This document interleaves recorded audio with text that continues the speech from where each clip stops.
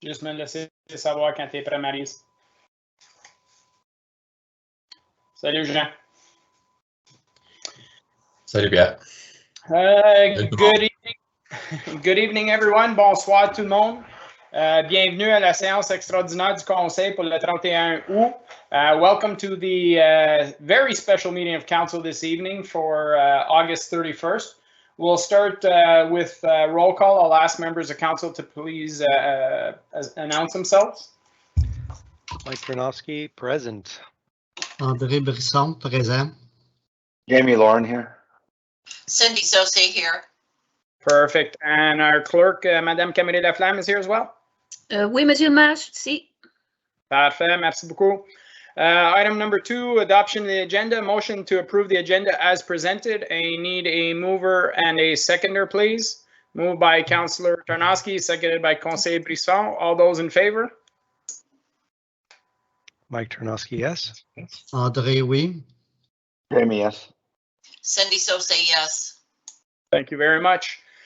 So this evening is in regards to the rec complex update. So I'll just read the resolution or the what's being presented, and then I'll hand over the floor to our administrative team. So reports from departments and council committee is that council receives report PR 16/2021 dated August 31st, 2021, and approves the timeline for the following steps. 1, the preferred option by council.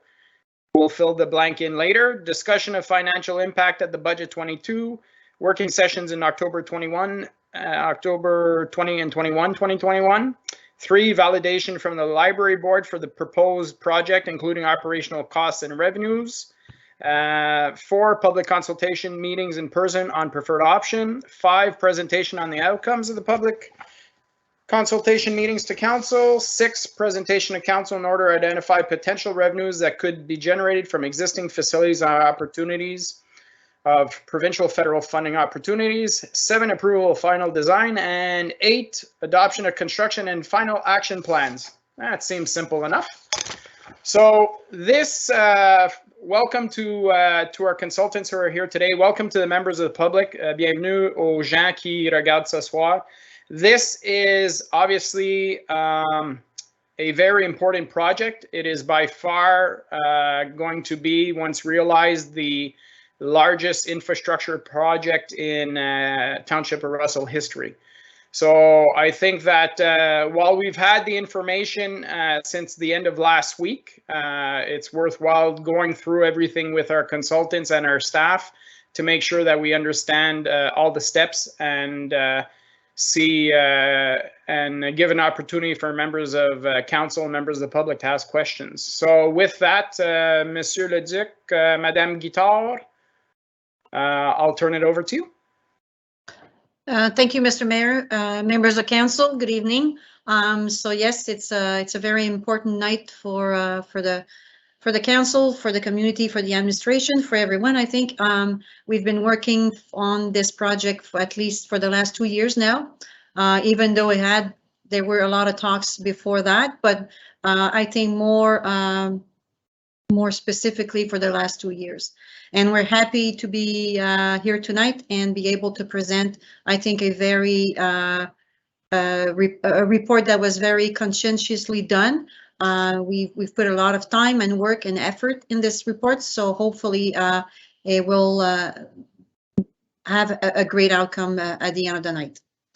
So tonight we have the consultant that will be presenting their report. So we have Mr. Michael Paul, Vice President of Collier's Project Leaders, Mr. Scott Oren, Senior Project Manager, and Mr. Peter Ashley, Project Manager, also both from Collier's. And we also have attending Mr. Art Ma from Hanscom, who did the Class D estimate. That was the consultant that was hired by Collier's to do that estimate. And so the plan tonight is to have the consultant present you the report, and then we will have our Director of Finance, Monsieur Richard Godin, that will go through the financial plan in order to explain the financial strategy that would be behind this project. And at the end, we'll be open for questions from from council, and we'll be able to answer. And I'm sure our CAO, Mr. Jean Leduc, will also have a word for us at one point during the meeting. So I think without further delay, I think we can give the floor to Mr. Scott Owen, who will be presenting the report. Okay, merci beaucoup, Madame Guitard. Just to clarify, as we're members of council, we're not going to hold off till the very end for questions. We'll go through the slides. If you have a question in regards to the slide, then we'll address it then and there, as opposed to having to flip back and forth continuously if we wait till the end. So Scott, thank you very much for joining us this evening. And I'll let you go ahead with the presentation. Thank you very much. Hi, everyone. It's great to be back to show this new presentation with some options and some more quantifiable numbers so we can help facilitate the move into the next phase of this great project. So as you can see, we have a little concept of what the rec center could potentially look like based off the initial layouts that we've done to date. So that's to give everyone a bit of a feeling of what the facility could look like. Next slide, please. So to just give a little background, this is a follow-up to our previous presentation where we presented one layout with some a la carte type pricing showing the facility, and after further thought, we decided to go through some separate options to show several different costs and things related to the facility to make sure that council had a good feeling of some high-level capital costs, operating costs, energy costs, and life cycle costs, which as Richard will get into, will convert into some revenue and kind of the net cost of the facilities based off their layout. So without further ado, we'll jump into some of the layouts. So these are just the first ground floor of the layouts, just to give you a bit of a summary of the ground floor on the 4 different layouts that we're going to present as we go through. I will quantify a couple things before we go through the estimates and some of the layouts, just because I assume there's probably a few questions about some of the numbers. So to start, it is priced per separate piece of the facility, but I would just caution people to realize, like, we can't just take a pool out if it's $8 million. It won't be $8 million if you decided to just build that separately. There's still a lot of auxiliary spaces that would go with that pool, even if you pulled it out separately. So it wouldn't be a 1-for-1 type thing if we end up separating those areas out. Also, the operational costs as well as the capital costs were made off some very high level assumptions. So there might have been a little bit too many workforce in some of the operating costs, and that can be adjusted if we need to compare kind of a little more apples to apples. And in terms of that, I know some of the numbers, in particular the pool is in terms of operating, the numbers seem a little backwards, but I would just note that as some of these facilities shrink, it's not necessarily shrinking the size of equipment and systems that still need to feed those spaces. So as the area shrinks, that unit price will go up instead of down, because you're still buying the exact same systems for filtration and HVAC and things for the pool in particular. So I'm sure that's probably come across in some people's minds. And then as we go through, these layouts are based off some basic finishes. So you just have to keep in mind as you get into detailed design and you start getting into the nitty-gritty details of whatever layout you and amenities you pick, there'll likely be some extras like fancy decorative finishes or slides or diving boards or those type of fringe specialty items that wouldn't be accounted for in some of these layouts. So Scott, maybe just explain, because we have a lot of people who are probably watching who are interested. Right now, this is based on a Class D estimate. Yeah. Maybe just explain what that is. So Class D estimate is a very high level estimate based off initial concepts, which is what we have right now. So a Class D, if you looked at an estimator manual in terms of description of what a Class D is, it's plus or minus 30% of the realistic cost if you went out to construct something. So they're very high level estimates, but they give you a sense of what these layouts and the facility as a whole will cost. And the nature of this exercise is to get the township to a realistic starting point, but that is not going to restrict anything in terms of moving forward as we get into detailed design. All the facilities in particular, you can see on layout 3 and 4, it does kind of have a little outline in terms of adding. So it's not like the decision today is going to restrict adding additional arena or space to the facility after. It's just to help the township start at the right point, so we're not starting with a very expensive facility where where we have to cut a bunch of things out, which no one wants to see. So. Right. So I think tonight, and correct me if I'm wrong, Monsieur Leduc, but really what we're looking for this evening is to get a general idea of the potential projects that are presented to us and what range of funds is council comfortable with moving forward. For example, if we have presentation 40, 55, and 75 million. Well, if council right off the bat says, no, our limit is 30 million, then we have to act within that budget. But if, based on the presentation of Monsieur Godin later, when we look at the financing plan, just to give a general idea, how comfortable council is and what position we're sitting in. Is that a good representation? Okay, thank you. Yeah, and the costs were estimated in the 2021 costs. So I just also caution that these costs will, it's not a guarantee. These are high level costs, obviously, but they are made in 2021 costs. So as you move into the new year, these may have to consider inflation as well as they move along in the next few stages. But to your point, yes, the main point of this presentation and is to just set us up for success and move into the next phase, and that's not going to restrict further additions or reductions to whatever layout or options we pick. It's just to start off on the right foot. So we'll move into layout number 1. So next slide, please.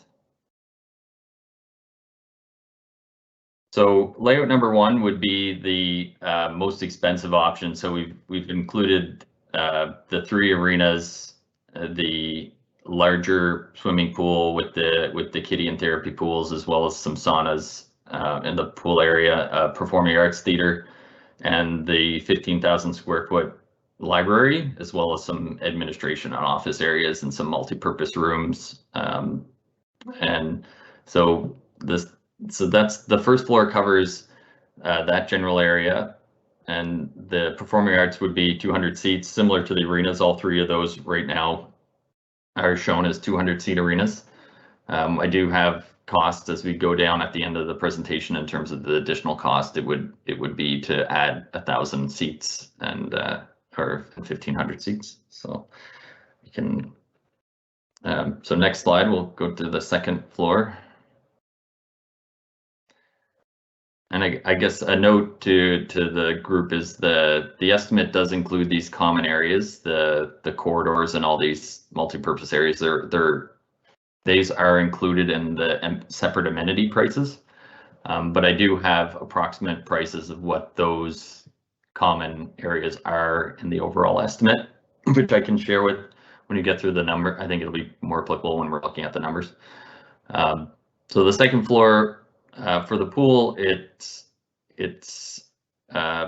within that area is the multi-purpose room. So in the nature of the numbers, it was including the multi-purpose rooms, but we have recently split that out. So that multi-purpose room cost is now carried in another line item in the cost, which I'll flag when we get into the next couple slides.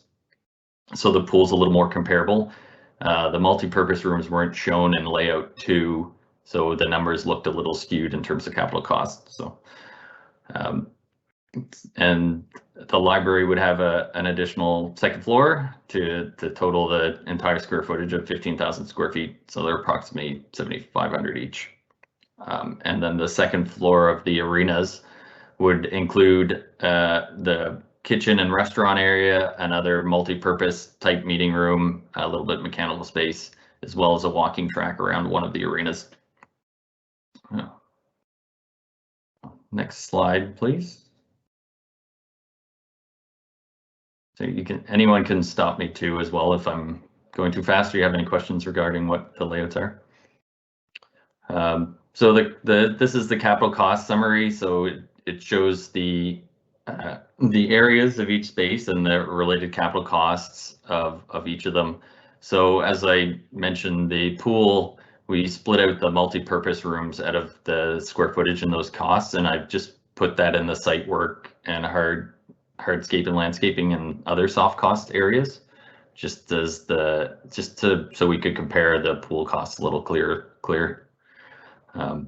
So the total capital cost of layout 1, including a 10% contingency, and I would just put a note as people have probably reviewed the Hanscom estimate report that they carried a 5% construction allowance, and what we did was remove that from the capital cost and then added the 10%. So it's not the 10 on top of that. It's not a 15% contingency.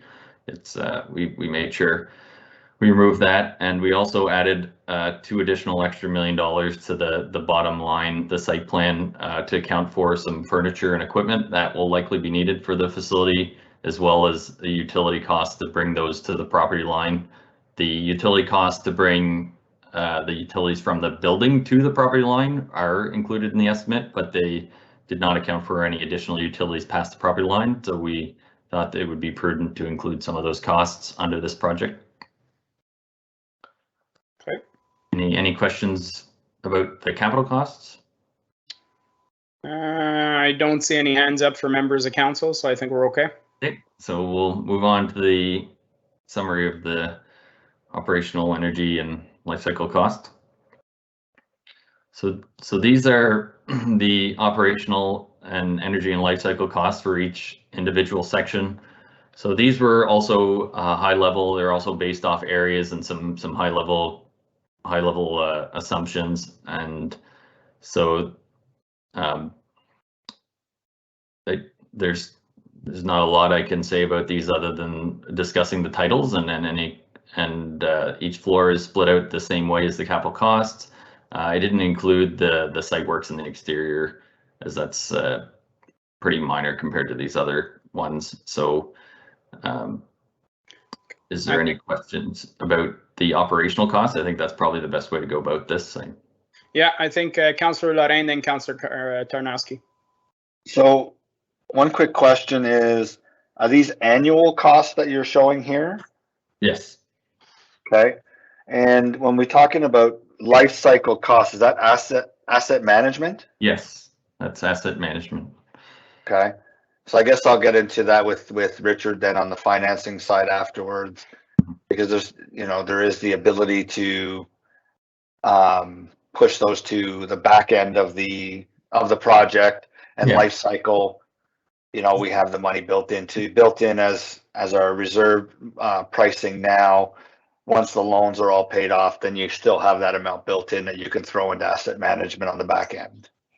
Yeah, and the operational costs and all three of those costs were more looked at in terms of the complete areas of the spaces. So they're very high level, like we've discussed. So and like you said, there's going to be some give and take on certain ones of these where you can push things and some other things like that, especially asset management later into another fiscal year and things like that. So the focus is kind of the total costs along the bottom in terms of the square footage and the capital costs and the total operating estimate costs they have.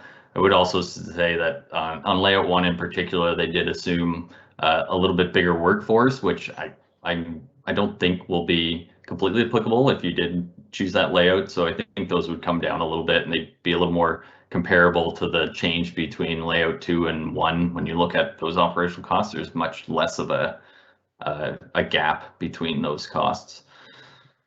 Okay. And then the other aspects are, one more thing, Mr. Mayor. Go ahead. The other aspect on layout one, because you have the 3 arenas here, I guess the assumption for me would be that we would be closing our other 2 facilities, and therefore what would be the operational cost savings that would come into play from those. So if that was $500,000 that it takes to operate those 2 facilities today, I'm just throwing out a number. I'm not saying it's $500,000. If it is $500,000, well, that's $500,000 that comes off that net number. And if we're talking the life cycle cost, we push that out, it's almost to the point where you're bringing that down almost $2 million, right? So it's just making sure we get a picture of that aspect of it. Yeah, and like I said, some of these other layouts with less than 3 or 1 and if 2 is the option, you end up there soon to be tilt-up construction right now, which is easily modular in terms of, arena shapes are pretty rectangular most of the time. So the layout would be designed even if we move out and the layouts don't look exactly as they're shown right now because they're initial concepts. We'd want to ensure in the scope of work for designers and contractors to make sure that the layout is made in a way that adding an additional arena after the fact will not be, a super painful exercise and something that would be viable for the town as those older arenas go through their life cycles. Okay, thank you very much. Councillor Tarnowski? So I have 2 points, just for clarification. So just to follow up on Councillor Lorraine's point, that wasn't clear in your last answer. So if I understand correctly, and Councillor Lorraine, please correct me if I'm wrong, but what I thought Councillor Lorraine was alluding to is that if we, like in this estimate, it's strictly for, say, we have a 3-pad arena, we're not taking into account any cost savings from operationally closing other arenas, which would obviously have an impact, correct? Yeah, so Okay. all these numbers are based off new construction. They're not taking into account any existing infrastructure that might get shut down and savings from that. Okay, perfect. So that was my first question. And my second question was around assumptions on the revenues. Can you just walk us real quickly, high level, where the assumptions come from the revenues, just from a context perspective, so I can have a better comfort zone on those? Is that part of Richard's conversation? Oh, is it? Well, through you, Okay. Mr. Mayor, I can jump in just to answer that question because the revenue aspect did come from the administration. And to give you context, and it's good that you asked the question because the revenue is really high level at this point in time. We have looked at different facilities that we have in our own budgets, as well as certain others from other municipalities. And at this point in time, the revenues are basically 80% of operations and maintenance plus energy. I guess you could see it more as a kind of a target. I know it did. In reality, it's going to be different depending on the component we're looking at. Is it a pool versus arenas versus libraries? But I guess to oversimplify and to keep consistent across the board and be in line with the Class D high level estimates, at this point in time, we've only estimated 80%. Moving forward, if council does choose one of these options or specific components that they do want to look into further or to move forward with, obviously at that point in time, we would have to look deeper into our user fees, our programming, and all those different questions that we're going to have to evaluate to know the exact revenues. But to simply answer your question, the revenues are at this point in time estimated as 80% of the operational costs and the utilities costs. Thank you. Okay, thank you very much. Yeah, just looking at this slide, and I know it's part of the resolution is that we're going to send this back to the library board to validate all that information. But we know that currently in our municipal budgets, there is no revenue, not to that extent anyways, from library services. So if the library board came back and said, there's no $200,000-300,000 in revenues, well, that means increases in operational cost. But that'll be confirmed by the library board once they dive into confirming that information. Councillor Tarnowski? So Mr. Mayor, I 100% agree with your point, but I would assume that would be the same for all aspects, like the art center and so on, right? We would have to kind of get a better idea rather than just a mathematical formula that assumes 80%. We would have to dig past like other institutions or similar institutions see if that's possible, right? So like the performing arts, the arenas and so on. The arenas, we have the history here with ours, but right, that makes sense. Yep, yeah, definitely. That's Yeah. why I say as we get in, but historically the library board doesn't have any external revenues, right? So that's an easy one to confirm from the library board's perspective, or if they plan on creating revenue streams, then they just have to let us know. But the other ones, yes, it'll be all the areas will have to be looked in depth once we move further along in the process. Conseiller Brisson? Yeah, just before we go on the presentation, just to have a bit of feedback for information, what we have right now, like the library in Russell, do you know how many square feet it is? I believe it's around 5,000 or 5,500. I'm not sure if members of the board can confirm that's roughly what it is. Okay. Sorry, yeah, that's in the ballpark, Mr. Mayor. Okay. About the 5,000. And for the arena of Embrun and Russell, for the seating capacity, what are they? Madame Guitar, seating capacity of the existing arenas, 150-ish.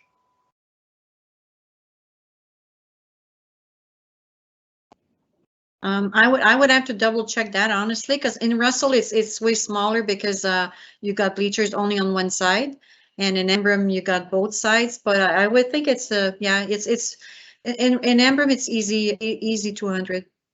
Okay. And the pool in Russell for its with line, how many line is there in the outside pool? The outside pool, the size of the outside pool? Is it 4 or 3 or 4, Madame Guitar? There's 4, but you have to remember that the pool in Russell is not completely square. So it's like 4. So there's 2 of them that are a bit weird because they're like not aligned completely, but because the pool is not completely square. But it's not a 25-meter pool, correct? No. no? But it's a 4 line anyways. Okay. Yeah. Okay, thank you. Perfect. Any other questions? If not, we can continue. Go ahead, Scott. All right, we'll move on to the second layout.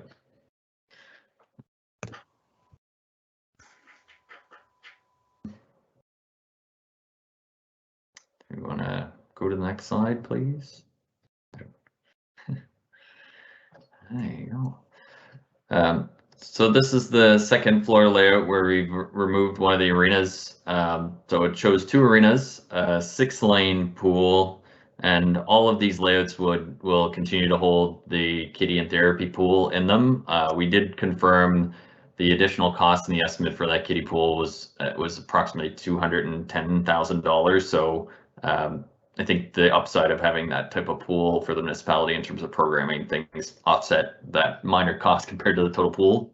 So we've carried that in the entire layouts in all of them. It's just the main pool that's changing in size. So, and then the gymnasium has been inserted instead of the performing arts theater, but in the second layout, this would be the gym with the stage, as well as the change rooms and coat room and accommodating spaces they need for the theater and stage area. So that would be what's included in the first floor. And we go to the next slide on the second floor. So the second floor, again, the pool doesn't have a second floor in this one. The library is completely on the second floor in this layout, and that would be 7,500 square feet. And the arenas would also be similar size, 200-seat arenas, one of them with a walking track, and then the common area with the restaurants and the kitchen and things in the middle. And so we'll move on to the costs of this one. So this is the summary of the capital costs. Again, we've taken out this one didn't have a multi-purpose room on the second floor, so the pool costs are a little more comparable as you go down in size. And the overall costs of that facility, including all the items I've mentioned above, is $56,491,930, and including a 10% contingency. So.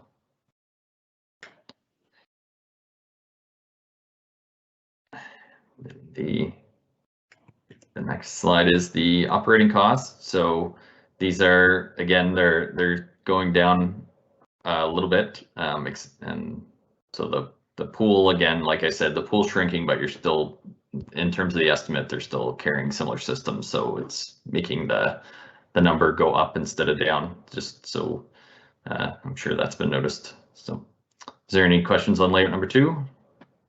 Councillor Saucier, and then Councillor Tarnowski, and then Councillor Lorrain. Yeah, I just, you know, it's just a general question to everybody is like with the walking track, and then, you know, what will happen with our dome walking track? So that was the first question. And then I'm a little confused about the bleachers for the theater. Like, are these like sports bleachers with no back? Yeah, they just movable bleachers that you could pull out, but there's also storage would be planned in that space for additional seating and things to put on the gym floor. Because I can't really see that as being very comfortable to watch a play, you know, sitting in a bleacher, like with lines of people kind of thing. Usually it's individual seating, like chairs. So, you know, or folding chairs like in a movie theater or something like that. I don't know if they have temporary ones like that can be pulled out, but that was one of my concerns about that. And then, yeah, and then my first question about the walking track. Okay. Well, I think at this point in time, you know, like Scott mentioned, it is high level. The walking track, I think, is a very small amount in the grand scheme of things. Yeah. But that could be adjusted, you know, as we move further along in the process. But I mean, it would be, you know, when we talk about walking track, right, it doesn't have to be a rubberized one like it is in the dome, for example. It could be just a basic on cement slab walking area. So I think it'll be something to discuss as we get later on in the process. Okay, thank you. Yeah, I think both of those items would be something you'd discuss further in detailed design, and that's when you'd really get into, are they effective in terms of your revenue and capital costs? So, okay. So we can move on to the third. Oh, is there any other questions? Sorry. Yeah, we had some other ones. Councillor Tarnowski, then Conseiller Lorrain, and I think Councillor Brisson as well has a question. I'm okay, thank you. You're good. Conseiller Lorrain? Yeah, 2 things. So I mean, just to touch on Councillor Saucier's comment about the walking track, I had the same concern, but I've since spoken to many people with kids in whether it's in hockey or ringette or broomball or whatever the sport is for the ice, and the walking track would be really good for them because they would be able to walk around while the practices are going on or before the game or whatnot, or tournaments. The kids can be able to walk around. So it's actually a really good idea. And in the winter time, you wouldn't necessarily have people wanting to go from there over to the dome to walk and then come back over. So I get the reasoning, and for the small cost to include it, I think it makes sense from that perspective. The second thing was, so I just want to touch, can you go back one slide, whoever's manning the slides, if you don't mind? And I just want to make sure I understand correctly. So, right, yeah, so here we're talking on your site work and whatnot, it's at 4.7 million, which includes the contingency for the equipment, some of the equipment and costs like that you did in the first one. In the first one it was $7 million, just over $7 million, but it included the 5,000 square foot open meeting space or whatever we were using.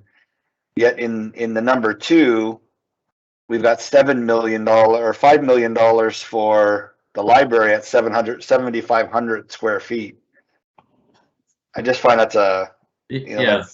So those hard costs include the basic landscaping and parking. They're included in that. And then layout number 2, you're correct, does not include a multi-purpose room on the second floor like the first and third layout. The first floor layout, the layout number 1, the second floor multi-purpose room is 5,000 square feet, and through the estimate they pulled out a approximate number of $1.7 million for that. So it is a pretty good chunk in that $7 million above. Once you take that off, the numbers are much closer together. And you'll see that in layout 3 as well, where it's a little higher because the multi-purpose room is included in that number. Right. My comment was more just you're switching out essentially a 5,000 square foot room for a 7,500 square foot library, and it's going to cost more than about $2 million more. Mm-hmm. So that to me was a little bit off in my mind. So okay. Well, the multi-purpose room would be a basic empty room, a meeting room. The library would have some assumptions to having some some library equipment and function in it as well. So there'll be some additional costs associated with the library compared to the multi-purpose room. Okay, thank you. Okay. Conseil Brisson?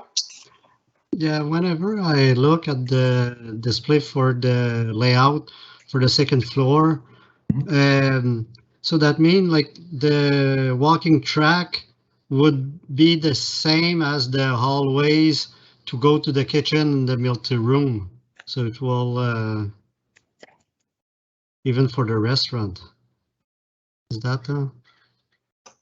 I believe there's a door straight from the corridor into that area, but we could roll down to that. Yeah, but there's a door at the bottom, but you would have to pass on the track to go to those multi-room and viewing area and kitchen.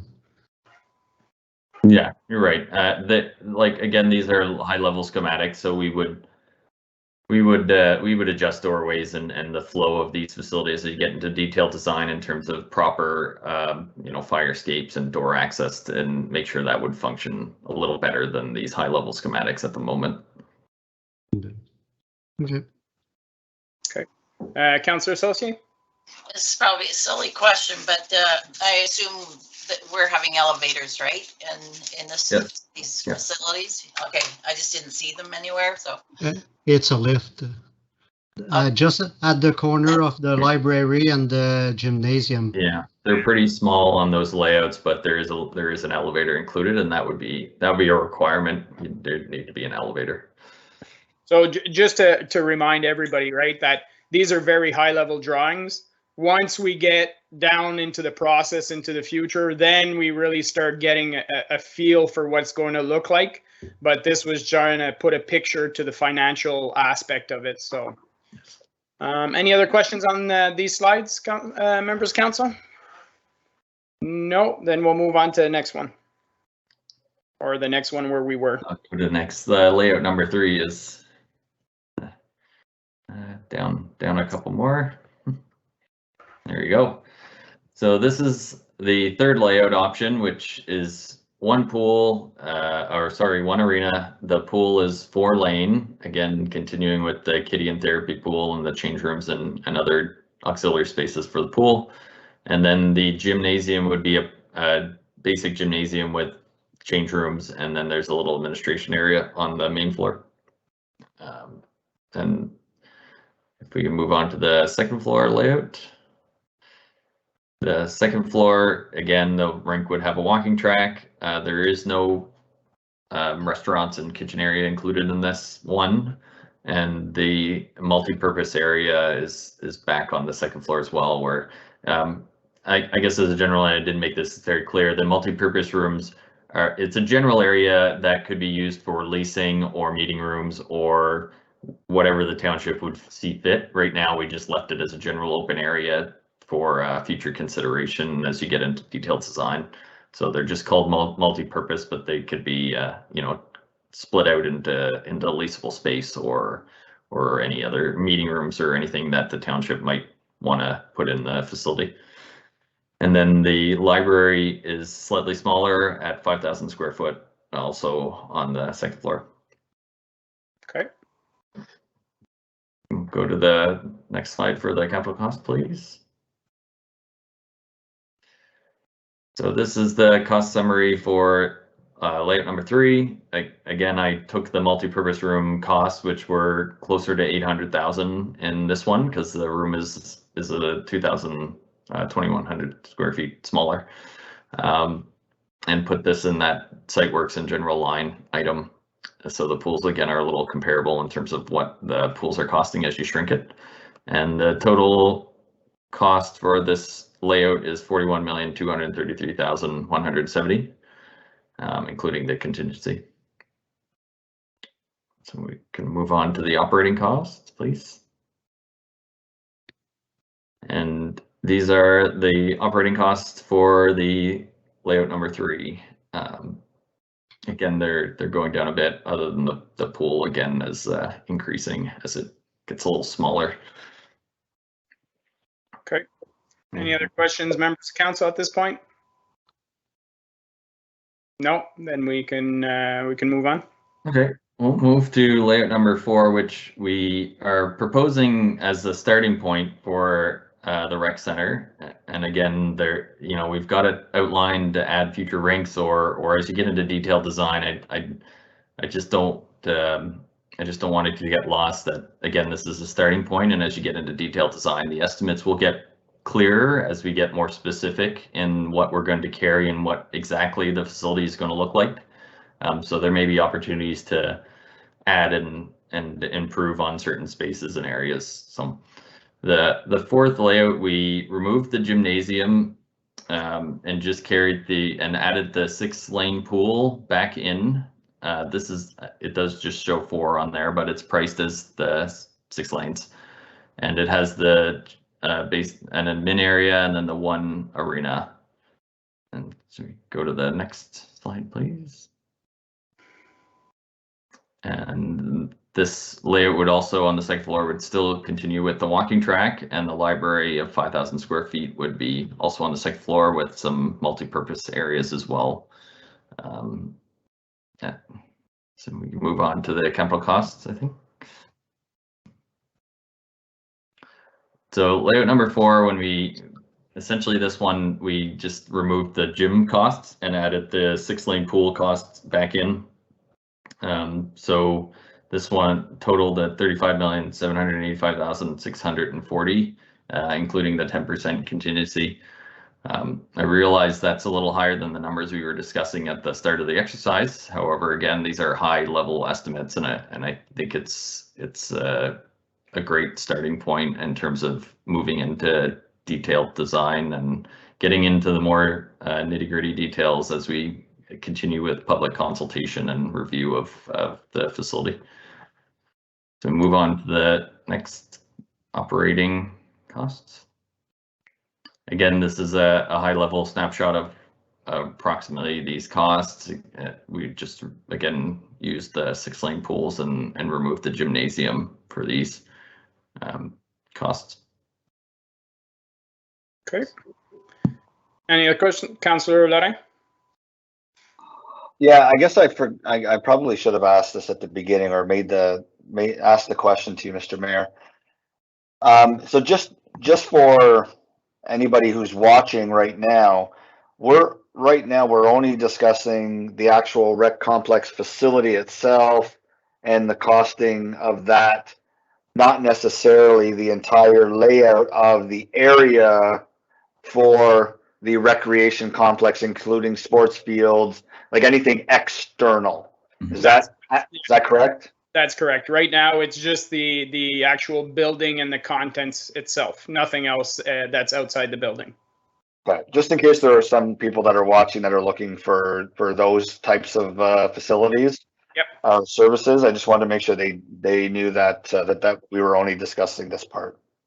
Perfect. Any other questions at this point? I think from one slide to the next, it's pretty much self-explanatory as when we compare the layouts. I think more of the discussion is going to come when we get to the our Director of Finance report, but we'll continue. I think there's only a few slides left. Yep, the next few slides, I think we go by pretty quickly. They're just summaries and comparisons of each, so it gives you an idea of the overall areas and the costs of each layout. So again, as we remove amenities, the costs are coming down, and as well as the area. So I think that, again, that's pretty self-explanatory in terms of what we're looking at the moment. And the next slide also summarizes the operational costs and for each layout, operational energy and life cycle costs. So again, it's a snapshot of some approximate high level costs of what the town could look into in terms of operating costs. Okay. And then, yeah, is there any questions of that before we move on to the other?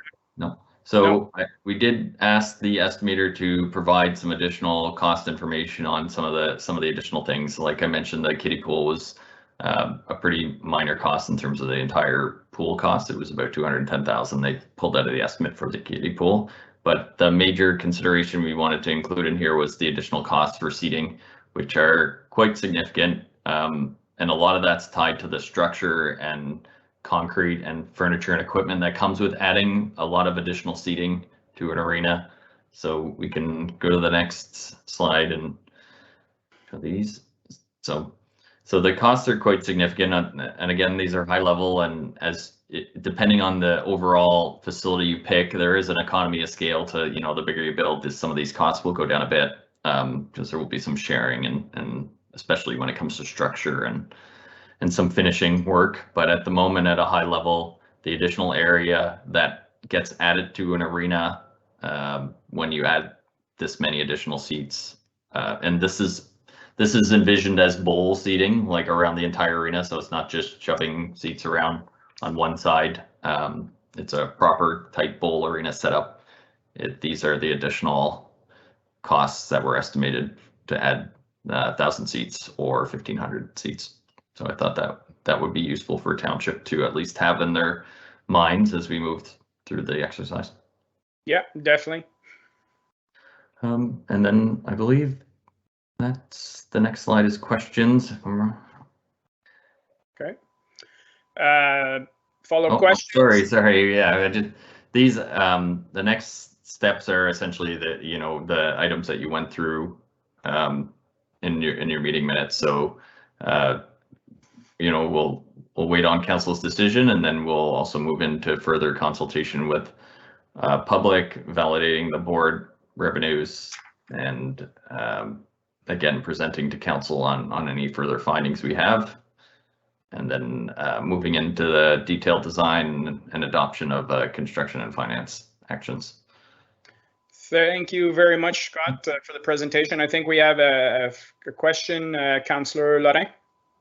Yeah, just on the last slide. So just so we know, preferred option by council, that doesn't necessarily mean that we're picking one of these 4 options. It means that we probably need to discuss what the financing piece is and how much we're willing to accrue or spend on this. And then from there, it's essentially piecemealing what we want together. Is that accurate, or are we stuck to one of these 4 designs?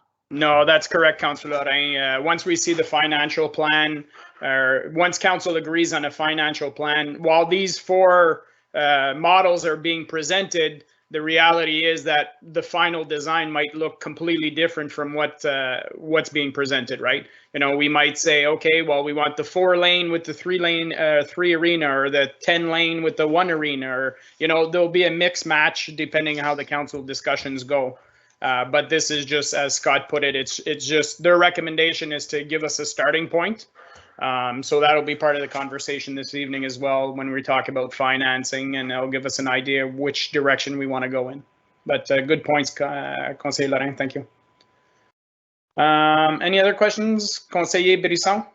Ça fait que juste pour confirmer, c'est ça, c'est qu'on peut aller option 1, mais option 4 préférée, mais avec deux arénas, sans voir aller avec le gym qui est dans l'option 2. Oui, ça va être vraiment le conseil qui va décider quel aspect qu'on veut. Je pense qu'une fois que le conseil détermine quel niveau de financement sont confortables avec. Une fois que ça c'est fait, là, on va être vraiment capable d'aller plus en détail quel aspect de ces options-là est-ce qu'on veut avoir dans le complexe.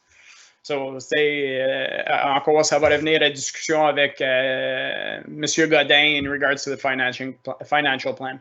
So just pour une autre clarification, just a clarification. So actually, if I calculate properly, it would be if we want a second ring with option 4, we would add about 12 million. Is it that simple, like kind of that simple? And because there's about 12 million in between each ring that you add. So option, for example, the consultant is recommending, I think it's 36 million if we go back a couple of slides. If you want to add a rink to that one, then you're looking at 48. You add 12 million. Yeah. So, you know, it's more than option 3, less than option 2, but that'll be part of the discussion. I think at, you know, council will have to have those discussions once we confirm what range of financing we're comfortable with. And what's our need to? That'll be part of the conversation, definitely. Okay. Any more questions for Scott? Perfect. So, Scott, thank you very much. We will go, the next part will be Monsieur Godin. I don't think it did it. We all had access to the Hanscom report. I'm not sure if members of council had any questions on that. I know I had a few questions, but they were answered. I had asked and I got answers from staff. So any questions on that report? No? Okay, then we can go, Monsieur Leduc, Monsieur Godin, it's your show now. Merci, Monsieur le Maire. Bonsoir, Chambre du Conseil. And thank you, Scott, for that presentation. So basically, what you've seen in the last few slides, Scott went through it. It's to give you an idea of a high-level idea of what a rec complex could cost with different components. The next presentation for the financial plan is more intended for council to get comfortable as to how much council is comfortable spending on this project. So I'm going to share my screen to go over an updated financial plan following that presentation. Just give me one quick second.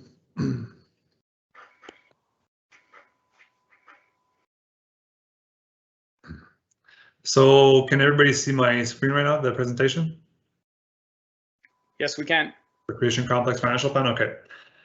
So basically, like I said, I'm going to be updating council on the financial plan. To start off, I'm just going to recap for council and for the public actions that have been taken to date.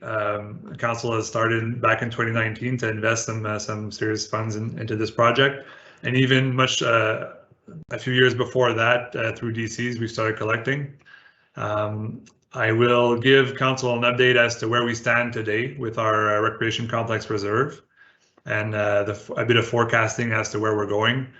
Same thing for development charges. We are undergoing an update to our DC study right now, so I'll be updating council on how that impacts this project.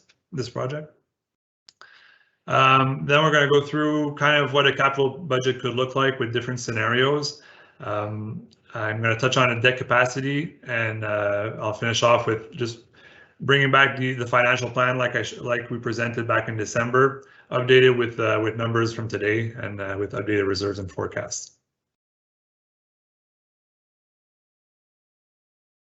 So going through this, I'm gonna take my time. There's a lot of information and there's a lot of numbers. So at any point in time, you can interrupt me and ask questions. And if I'm going too quickly, don't hesitate to slow me down, to just give me a heads up. So to start off, I'm just gonna, like I said, to recap on the actions that we've taken to date.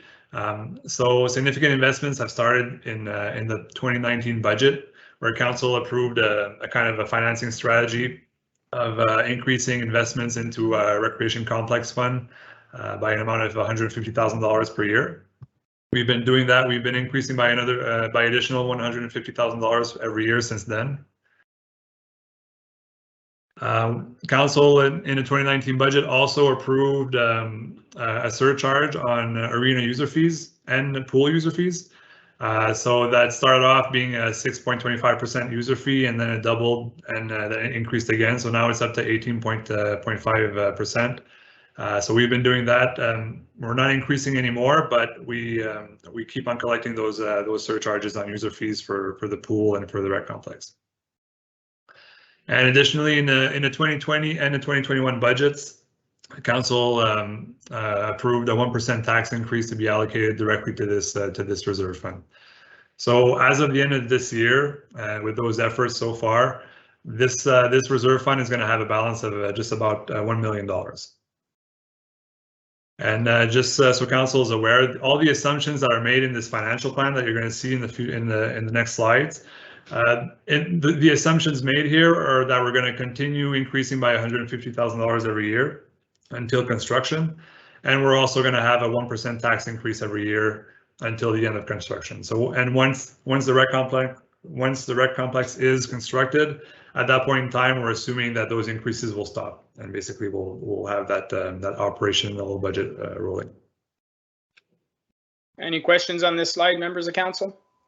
So just to confirm on the the fourth bullet point, at the end of 2021, this reserve fund will have a balance of about $1 million, but I think we'll see what the actual yearly amount that's repayable on the loan, correct? That's correct. Yeah, so this is really just a balance of the fund, but you'll see that we're increasing our investments on a yearly basis, and it's helping our borrowing capacity. Perfect, thank you. On the development charges side, so just for a recap and for information, so we have been collecting development charges for a recreational complex since the 2009 DC. So we've been collecting for a while, and also for the library, for a library expansion since 2014. So we have collected some funds that are already available to be allocated towards those projects. And like I said earlier, in 2021, we are conducting an update to our DC, which is going to include some more up-to-date data. And so overall, for development charges, at the end of this year, we do have in our bank account, specifically for these projects, about $7.1 million of development charges. Okay. Conseiller Brisson? Just clarification for the library. Since it's not completely new because there's already one in Emblem, or is that does that take in consideration? Because I know that usually development charges a new service, so that's why I just wanted to know. Yeah, through you, Ms. Mayor. So that's a good question, and I will touch on that in the future slides. But yes, there is a portion that's being funded through DCs, but there's a portion that has to be funded through our reserve or through taxation because there is a benefit to the existing users as well. But there's a certain percentage that goes on growth because the concept of building a new library is to kind of satisfy the need of increased population. And just another, sorry, another question. Whenever we're talking about the pool, it's completely a new service, but up to what % of the cost of the building can we use from the DCs? Through you, Ms. Mayor. So and again, I will touch on this on the other slides, but the actual percentage of cost that we can use DCs on is going to depend on what the final components are. It's going to depend on what we do with our existing arenas, and it's going to depend on our existing pool as well. So some assumptions have been made in this financial plan, and I can touch on those when I get there. Okay. But definitely, right now, just to answer your question, for the complete project, what we're using as a number is that 25% of the project is benefit to existing. So that means 25% of the project has to be funded from our reserves and from taxation, and the rest is going to be from DCs and future growth as well. Again, that number can change depending on the exact components that are approved by council at the end of the day. Okay. Any other questions at this point? We'll continue with the presentation. Go ahead, Monsieur Godin. Merci, Monsieur Maire. So this slide just gives you a a quick overview of the strategies I touched on earlier, where council approved a financial plan for the rec complex. So with those yearly increases of $150,000 and 1% of taxation, as well as a surcharge, you have an idea here of how much money every year is being allocated to that reserve. So this is really the annual contributions to that reserve. So in other words, if we look at the 2021 budget, we're going to be transferring about $767,000 into that recreation complex reserve. Now we're forecasting, and like I said, in our assumptions, we're assuming that we're going to keep increasing by 1% and that we're going to keep that $150,000 every year increase. This would mean, and if we also take into consideration the surcharge, we're expecting that by 2025, we're going to be allocating about $2 million to the rec complex, above whatever the balance is in 2024. So this is to give an idea to council as to what the yearly contributions to our reserves are within this financial plan. Right. So obviously putting those funds aside year after year, compound, it makes a huge difference the further out we go. Exactly. So and to keep it kind of, I guess, simple and to put context into these numbers, an important number to remember is in 2025, $1.9 million. What that means is if construction is completed in 2025 and we stop increasing, well, that $1.9 million becomes available to apply towards the operating budget, towards debt payments and towards the operating costs that were estimated in the previous slideshow. Okay. Thank you. And obviously, the further along we go, if we keep going with this past 2025, that number is going to keep getting bigger. Right. Okay. Question, conseiller Brisson? Juste clarifier, le montant total, est-ce qu'il s'additionne, comme c'est-tu, comme rendu en 21, ça va être 700 000 plus le 466 000? Ou c'est rendu c'est 460 000 qui est rendu là? Donc oui, le montant s'additionne. Donc le prochain diapo va montrer c'est quoi les soldes, la balance totale de ces réserves-là à chaque année jusqu'à 2025. OK, parce que ça, c'est par année, là. Oui, ça, c'est vraiment le montant par année. Ça fait que rendu à 25, il faut additionner toute la ligne du bas. Exact. OK, c'est juste clarifier si j'avais vu comme il faut. Oui. Any more questions on this slide? No, go ahead to the next one. Okay. So as I just mentioned to Councilor Brisson, so this slide here is still, it's the same reserve, but what we're showing here is the cumulative balance. So it's the year-end balances. So if we take those yearly allocations, add them up, we see that at the end of this year, we're going to have just under 1 million, like I said earlier on. By 2025, if we keep the trend of this strategy, if we keep those $150,000 increases and increasing taxation by 1%, we're going to be up to $7.2 million in 2025. Okay. Question, conseiller Larin? Yeah, just so it's clear. So by 2025, we have $7.2 million in the bank, and we have a 1.9 or $2 million annual amount built into the budget at that point in time. So we can drop $7 million down off the loan and then have an annual payment of $2 million approximately. That's exactly correct. Yeah. Yeah, perfect. Thank you. Councillor Tarnowski? And just to clarify as well, that this 7.2 in 2025 doesn't include or cover the at the end of 2021 we have 7.1 million in DC charges collected already, right? That's correct. So this is strictly regarding the rec complex reserve strategy. So it's its own reserve fund, and we do have the DCs as well, which I'll touch on in the next couple of slides. Thank you. Conseiller Brisson? Mais quand je compare ta slide juste avant, pourquoi que les chiffres de 2020 sont pas pareils dans tes deux? Ça devrait être la même chose. Oui, donc la stratégie elle a commencé en 2019. Donc en 2020, on commençait pas avec zéro. On avait quand même un fonds qui était disponible à ce moment-là. Oh, désolé. Donc en 2020, on a investi 468 000. Mais il y avait déjà un fonds. Donc, je n'ai pas présenté 2019 dans mon tableau. Peut-être que j'aurais pu, étant donné que ça a commencé à ce moment-là, mais c'est un petit peu plus que ça parce qu'il y avait déjà environ 100 000 $. if I remember well, the first year we put the 150,000 in place was just the final payment on what was outstanding on the dome. Is that correct? That's correct. So we started off by paying off the financing of the sports dome, and as soon as that was paid off, then we started investing into this resource. Fun. Yeah. Okay. And you might also, conseiller Brisson, tu as peut-être remarqué aussi que, désolé, j'ai perdu ma page. Donc oui, en 2021, on a investi 767 000, mais ça n'a pas augmenté de 767 000. Ça, c'est parce que it's important to know that in 2021, we're also drawing from this reserve fund to finance a portion of the accessible park that's being built at this moment in time, and the design of this business plan. So we have started some activities and some constructions regarding this whole project. So we have drawn some funds from this fund in the budgets. So that's what explains why we're not increasing by more than $400,000 from 2020 to 2021. OK. Clarifie, conseiller Brisson? Mais comme la surcharge, avait-tu commencé avant aussi, avant 2020?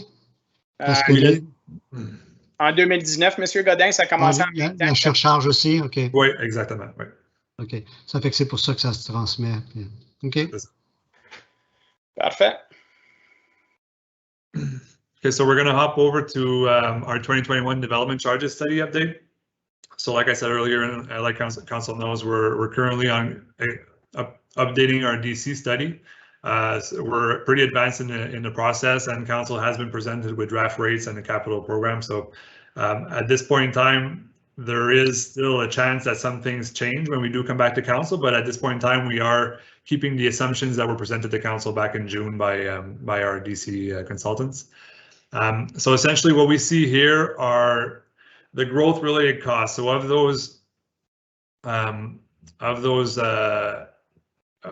that project, the rec complex, there's two components in our development charges. There's the actual rec complex, the recreation side, and there's also the library, which is on a separate line in our development charges. What we're showing here is that for the rec complex, growth related costs are going to represent from 45 to 75% of the total project. Like I said, it varies. It depends on the components and on what we do with our existing arenas. Obviously, if we're adding a third pad overall to the township, that's adding a lot as for growth. The pool, which we don't have an indoor pool at the moment, and we're really adding a recreational facility. So the pool does have a major allocation to the growth. At the end of the day, though, with the DC study, we are limited by a maximum envelope. We can't collect more than a certain amount through DCs, and that amount is 17.2 million. So at this point in time, in this financial plan for the rec complex side, we're allocating $17.2 million to that project. And for the library side, that number is at $2.3 million. So for a total of $19.6 million that can be funded through DCs. Okay, questions at this point? No, go ahead, Mr. Godin. Merci, Mr. Mayor. So here again, we just have a kind of an update of our development charge reserves, as well as forecasting for the next 4 years. So at the end of this year, we're expecting to have about $7.1 million available in our bank account coming from DCs, 6.5 coming from the recreation, and 623,000 coming from library. And we're expecting from here to 2025, based on our growth forecast documents that were provided with the DC study, that we're going to have a total balance of about $11.8 million in 2025.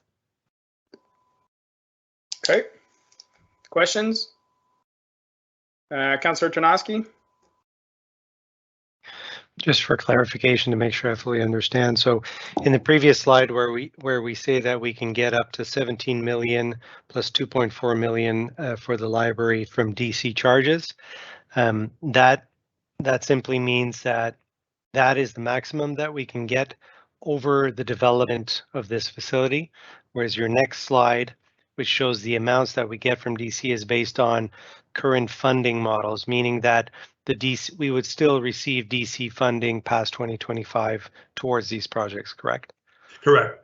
Okay, Yeah, thank so you. you'll notice throughout this presentation, I've used 2025, and we haven't discussed with council specifically about a timeline for this project. The reference point that I've been using for the financial plan, and I'll show you some different options as well. But I've been a lot of assumptions are based on a construction start in 2023 and a construction end in 2025. But obviously, a lot of factors are going to come into this. It could be further down the road. But yeah, so to answer your question, though, for sure that we're going to keep collecting past 2025. And maybe just another point regarding this, the $7.2 million maximum. This is the maximum we can collect within this current DC study that we're updating, which looks at a 10-year period. That means when we do update our DC study in 5 years, that number may go up, and we may be able to collect a bit more to help fund those debt payments that we will have at that point in time. I see. So just to recap, so far at this point, I see that we have, based in 2025, d'après what you've presented, we'll have the capacity for a $2 million annual repayment. We'll have 7.2 in our rec reserve, and we'll have 11.8 in our DC. Is that correct? That's correct. So basically, we'll have 20 million on hand to put down, and we'll have a $2 million, be able to make a $2 million payment at that point in time. That's where we are right now. Yeah, those are the numbers we're looking at for sure. Yeah. Okay. Conseiller Larin? The one number that we're forgetting there, though, is the 8 million of development charges uncollected as of 2025. So you have your $2 million annual payment plus your uncollected DC charge amount per year as well until that 8 million deficit is done. Right. So we have that amount as well, and then I guess we're going to get into the post DC amounts as well, which is the next slide's on. So yeah, just wanted to make sure that we added that one other piece in, because that's in addition to this number. Right. Yeah, no, definitely. I was just looking at cash on hand for in 2025 itself. Okay, continue, Monsieur Godin. Merci, Monsieur Maire. So now we're on to the capital budget. So what a capital budget could look like for a 2023-25 construction. So I just want to make clear to council here that the following slides are showing a lot of numbers, a lot of scenarios, and operational costs and life cycle costs for scenarios. These aren't to mirror necessarily the presentation from callers before, but they are very similar, and some assumptions that have been made are based on those numbers. But right here, it's really 3 different budget scenarios to help council get into context of what the impact is on the taxation dollars, what is it on the borrowing capacity, and what is it on the development charges. If we were to go to a $35 million project versus a $55 million project versus a $75 million project. So we wanted to give you both ends of the spectrum, and another example a bit in the middle, just to give context to council as to what it means on all of those different dollars. So just to summarize this table here, so like I said, there's 3 different columns for the 3 different scenarios. If I focus on the $55 million, just to explain the different numbers, that $55 million project would be split into 4 pieces, financing wise. So there's one from development charges recreation, which I've already identified as a maximum of 17.2 million. There's another piece for the library DCs, which is 2.3 million. DC post period, which Councillor Lauren touched on briefly, and I can explain just quickly here. This is the portion of the project that's related to growth. It's been identified as related to growth in our DC study, but it's over the maximum limit that we can collect in DCs in the 2021 to 2031 period. So in other words, the $21 million portion of that project is benefiting growth coming after 2031. So yeah, go ahead. So in my mind, the easiest way to explain that is that the 21 million is we basically borrow against future DCs. That's correct. Yeah. Okay. It's a simple way to say it. Okay, Councillor Tarnowski? So on that assumption is that as long as we continue growing, that money will materialize. If growth slows down, then there won't be those DC charges, or not as much, correct? That's correct. So, and just to explain to council the way we've approached the financial plan in regards to that question, because that ratio or that percentage of the project still has to be funded right away. I mean, we have to pay upfront the constructors, right? We've been conservative in our approach in that we are the numbers that I'm going to be showing you regarding taxation are taken into consideration that taxation is supporting that debt until we do collect those DCs later in years 2031, 32, 33, and so on. So it's really a conservative approach, but the real method, or there's a lot of different ways we can structure the debt payment, but what's likely to happen if we go down that road is that whatever we do collect in DCs is going to be going towards that debt, and which could be a bit more than what's forecasted, or it could be a bit less, and the difference is going to be played with the taxation dollars or with the rec reserve. So then we're borrowing against taxation, but it's going to be repaid by future DCs. Paid currently by taxation because we have to take a loan out, but it's future DCs that's going to be reimbursing it. That's the plan. Okay. Which works as long as the growth keeps going for a significant period of time. Correct.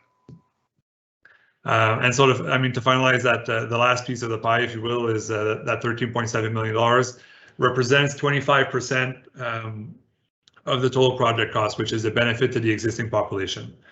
So you'll see in each of the three scenarios, the taxation, which is being funded from the rec reserve, represents 25% of the total project cost. Okay. And to finalize those two last lines, so like we said, and like we've seen in the previous slides, by 2025, we will have about $19 million available to apply towards that project. So in other words, our debt needs is essentially the project cost minus that $20,000. So if we're going to a $55 million project, well, we're going to have a $35 million loan to be able to fund what's not already in our bank account. Okay. And just to advise council right away, the next slide is going to kind of show the split of which of these four different revenue sources is going to pay for that $35,000 or $35 million loan. We wish it was 35,000. Conseiller Brisson, une question? Ouais, là, comme le 19 millions, si tu l'as mis avec la ligne du projet 75 millions, mais techniquement, ça peut aller à n'importe quel, ça va aller aux autres aussi, si j'ai bien compris. C'est ça. Oui, tu as bien compris. C'est peut-être une question de formatage ici, on a peut-être dû garder le texte dans la première case. Le 19 millions s'applique vraiment aux trois colonnes. Ça fait que techniquement, quand que tu regardes comme le projet de 35 millions, s'il en reste 15, vraiment, c'est pas, ça arrive 4 millions de surplus. Non, ben le 15 millions, ça représente 35 millions moins le 19 millions. Right. Donc, on a un projet de 35 millions. Ah, OK, tu l'as déjà enlevé de dessus. Oui, c'est ça. On a un projet de 35 millions, on donne le 19 millions, puis il reste 15 millions à financer par une dette. OK. Okay, parfait. Can go on to the next slide. So like I said, I just want to break down. So what does those different borrowing needs represent? So just to bring back those numbers, there was $50 million for a $35 million project, a $35 million loan if it's 55,000 or 55 million, and a $55 million loan for a $75 million project. So the annual payments are shown here are based on a 20-year loan at 2.44%, which is the current rate with Infrastructure Ontario. And the loan payments that we've split out here, you'll see is there's only 3 revenue sources, and that's because we're not collecting yet from the DC post period. Those revenues are going to come just further down the line. So we have added those debt payments with the tax supported debt payments. So there's essentially the debt payments there's going to be about $430,000 coming from DC Recreation, 66 from DC Library, and about $1.7 million or $1.8 million coming yearly from property taxation. Right. And to confirm, at this point in time, in 2025, we would have $2 million available. So the construction cost would be covered, and we'll talk more about operational increases later on. But right now, the property tax supported is already in the budget by 2025, correct? That's correct. And also, and just a note to understand as well, that when we do structure those debt payments, that portion, though this ratio could change if we do collect more DCs than we had projected, and if we do have more DCs available to apply towards the debt payments, they will be applied as they become available. So, but being safe, we are assuming that we're going to collect what was projected for the next 10 years. So we're kind of covering the post period from taxation. Okay, and as your asterisk shows, this is based on a 20-year loan. But obviously the life cycle of the facility is much longer than 20 years. So possibility of extending that loan if council wants to look at that option as well. That's an option, yeah, definitely. Conseiller Lorrain? Yeah, there's also the ability to go past 2025 on either the $150,000 number or the 1%, even out to 2028 if needed. Or increase the 150 to something like 200, rather than leaving it at 150 or going up 25,000 a year, or whatever option we have to increase that to 2025 and then beyond to 2028. I'll say. Yep. Right. Those are all possibilities, and then that also helps us if we go out to 2028 with the borrowing capacity numbers, where it increases the borrowing capacity, which then allows to fit in other projects. That's correct. So essentially, it's a great point, Councillor Loring. Every year that we add on to this plan, we're increasing the down payment we can make, we're increasing the annual payments we can make, and we're also increasing our borrowing capacity because we're increasing our overall revenues, which is what the borrowing capacity is based on. Any other questions at this point? I don't see any. Per continuer, Monsieur Godin. Merci, Monsieur Maire. So the next two slides, I just wanted to touch on our borrowing capacity to help council understand what these numbers mean in regards to our borrowing limits that we've imposed on ourselves through our debt capacity, our municipal debt management policy. So just to remind council, we do have a limit, an annual payment limit for debt of 15% of our total net revenue. That represents our self-imposed limit that we've adopted in our municipal debt management policy. Right now, we do have $1.3 million of debt payments already existing from different projects that have been funded through debt, which means essentially that we have a remaining, we can add $3.5 million of debt payments towards within our debt limit. And if we want to transfer, like, what does $3.5 million debt payment mean as a loan? Like, what does it mean for a project? It would be about $55.9 million. Okay. And just to clarify, the 15% is the self-imposed limit, but the actual provincial limit is 25%, if I remember well?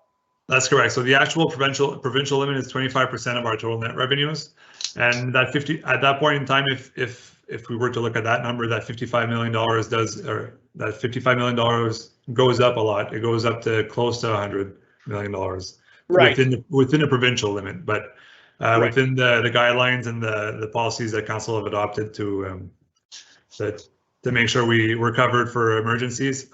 We do still present $55 million, over $55 million available there. Right, exactly, because we do have other projects as well. Councillor Tomasky. Sorry, yeah. Just a quick question. In the revenue assumption of the 15%, that's on in current dollars, so like 33 million in revenues, like, or is that assuming we have a full-blown facility with the some added revenues and so on? I don't think it makes a huge difference, but I was just wanting clarification on that. So the 15%, it's not considering the addition of this rec complex. So it's really looking at the trends of our revenues over the last years and where we're going with growth. Our annual payment limit has been increasing by about 5% every year, and for the last about 5 years on average. So we've kept that increase in our forecasting. So we're expecting that in 2025, our debt capacity, so our annual payment limits will be around $5 million. It could be a bit more, it could be a bit less. OK, merci. D'autres questions? Non? Continue, Monsieur Godin. Merci, Monsieur Masse. So I did, and you mentioned we do have other projects, and I did want to mention a few of them here that do come into competition with the rec complex, if you will.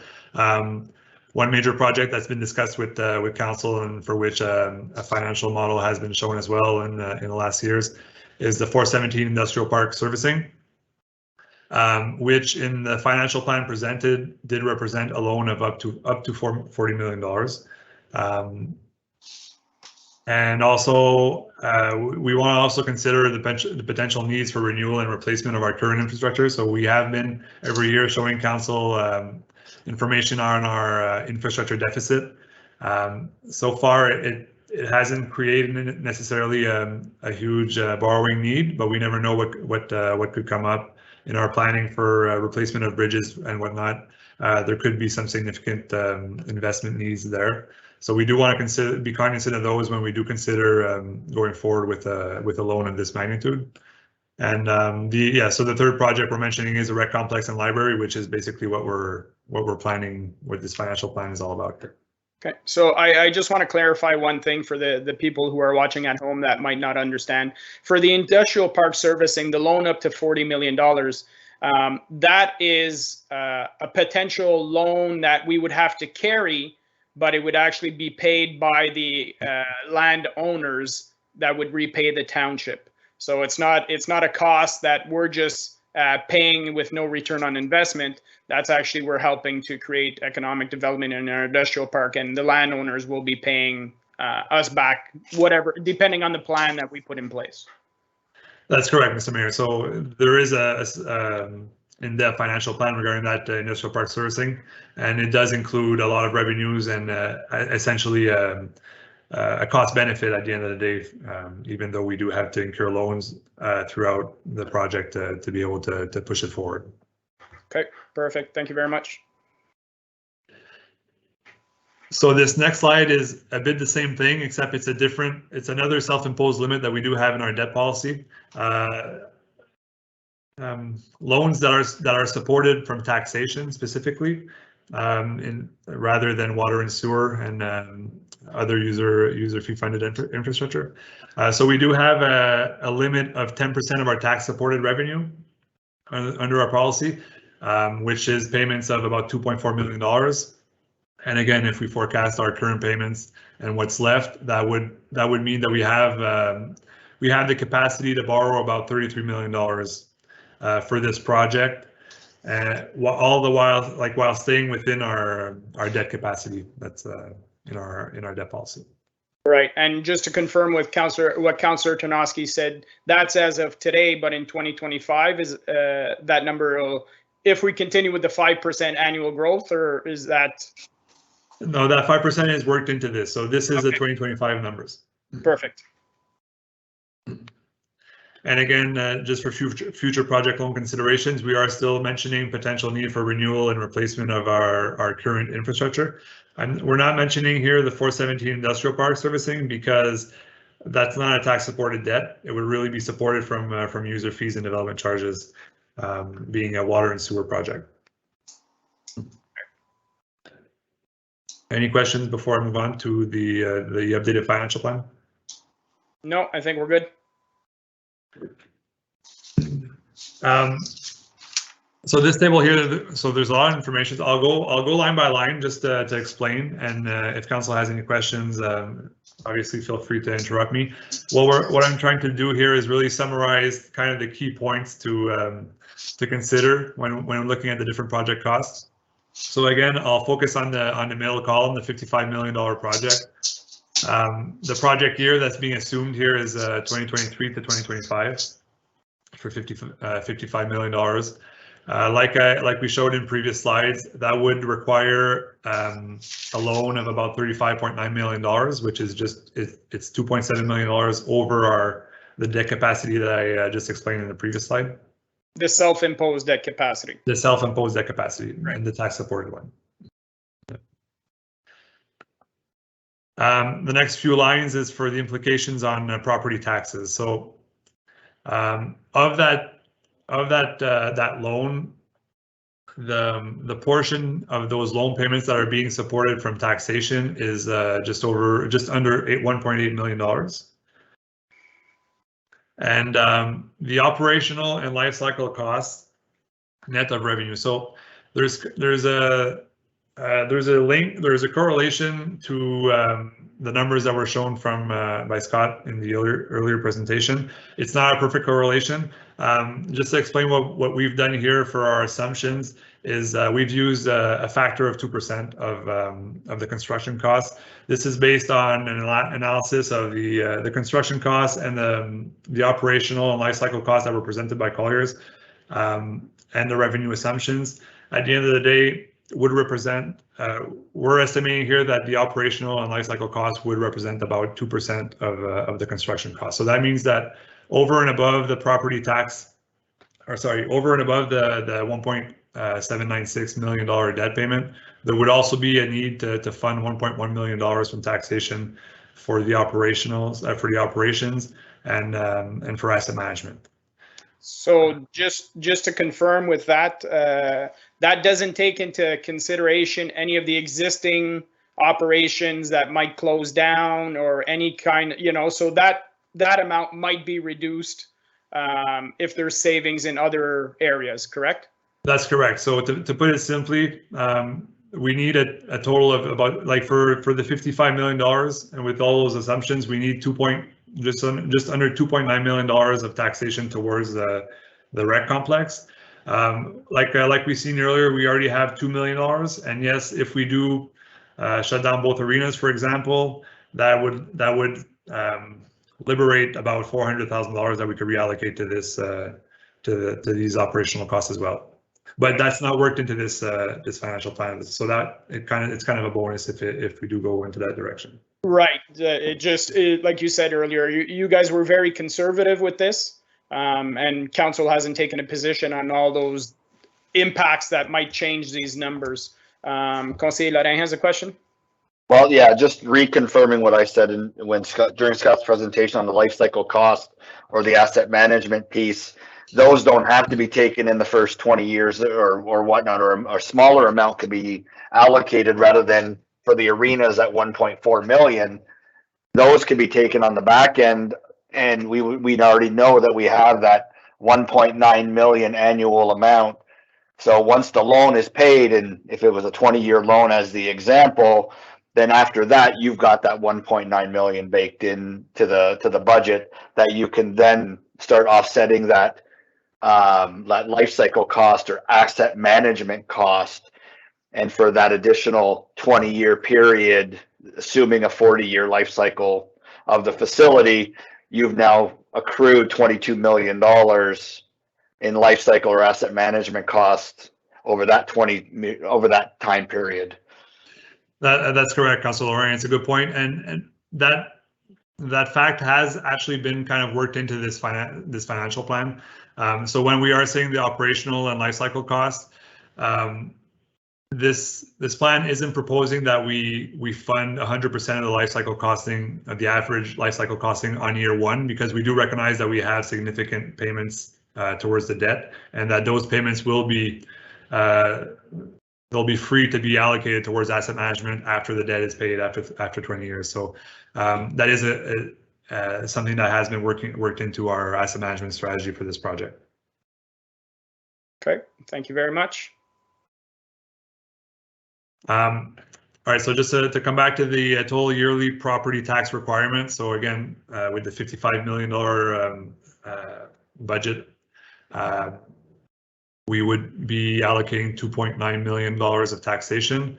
And like we've seen on page 4 of this presentation, we do have $1.9 million available based on that $150,000 increase and the 1% increases up until 2025.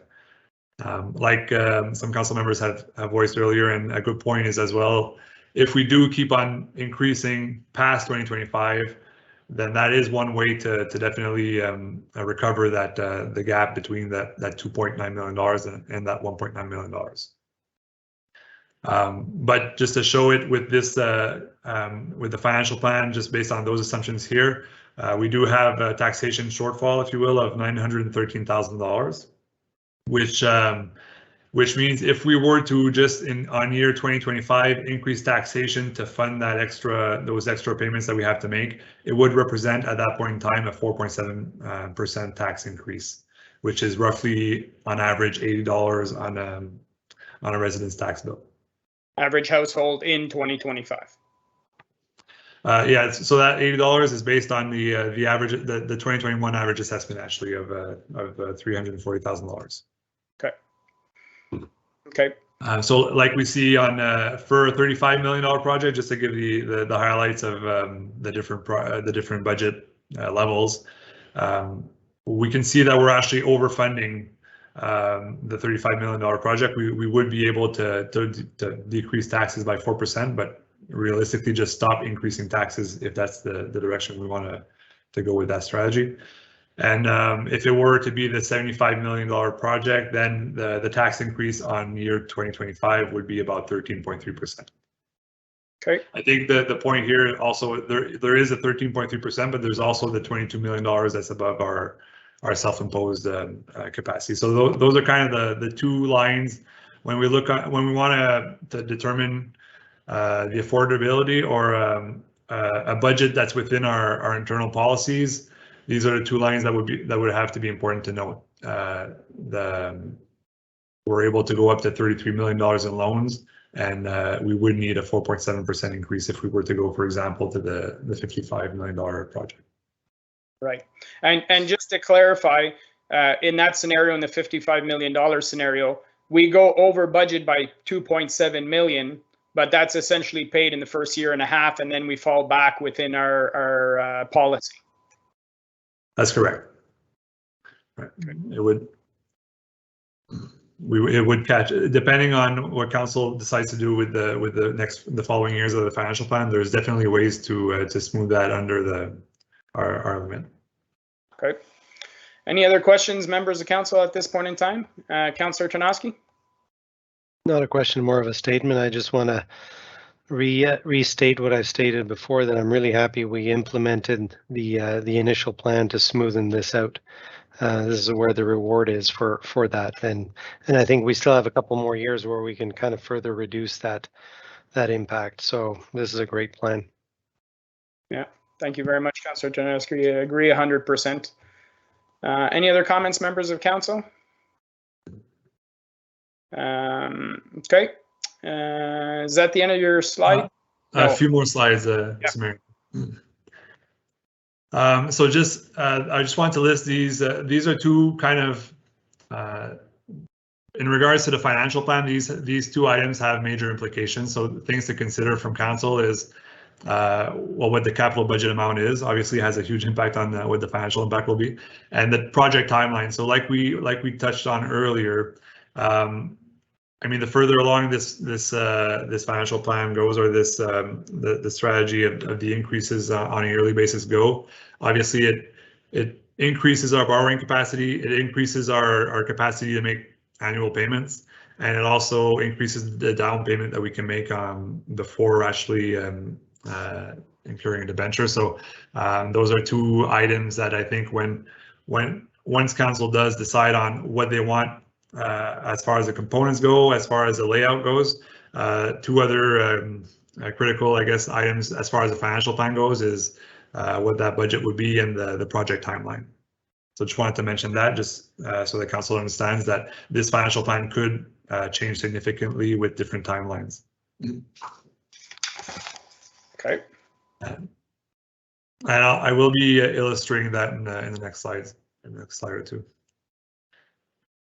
So we've talked, Councillor Tarnowski just touched on smoothing out that we do have a few years to smooth out that impact.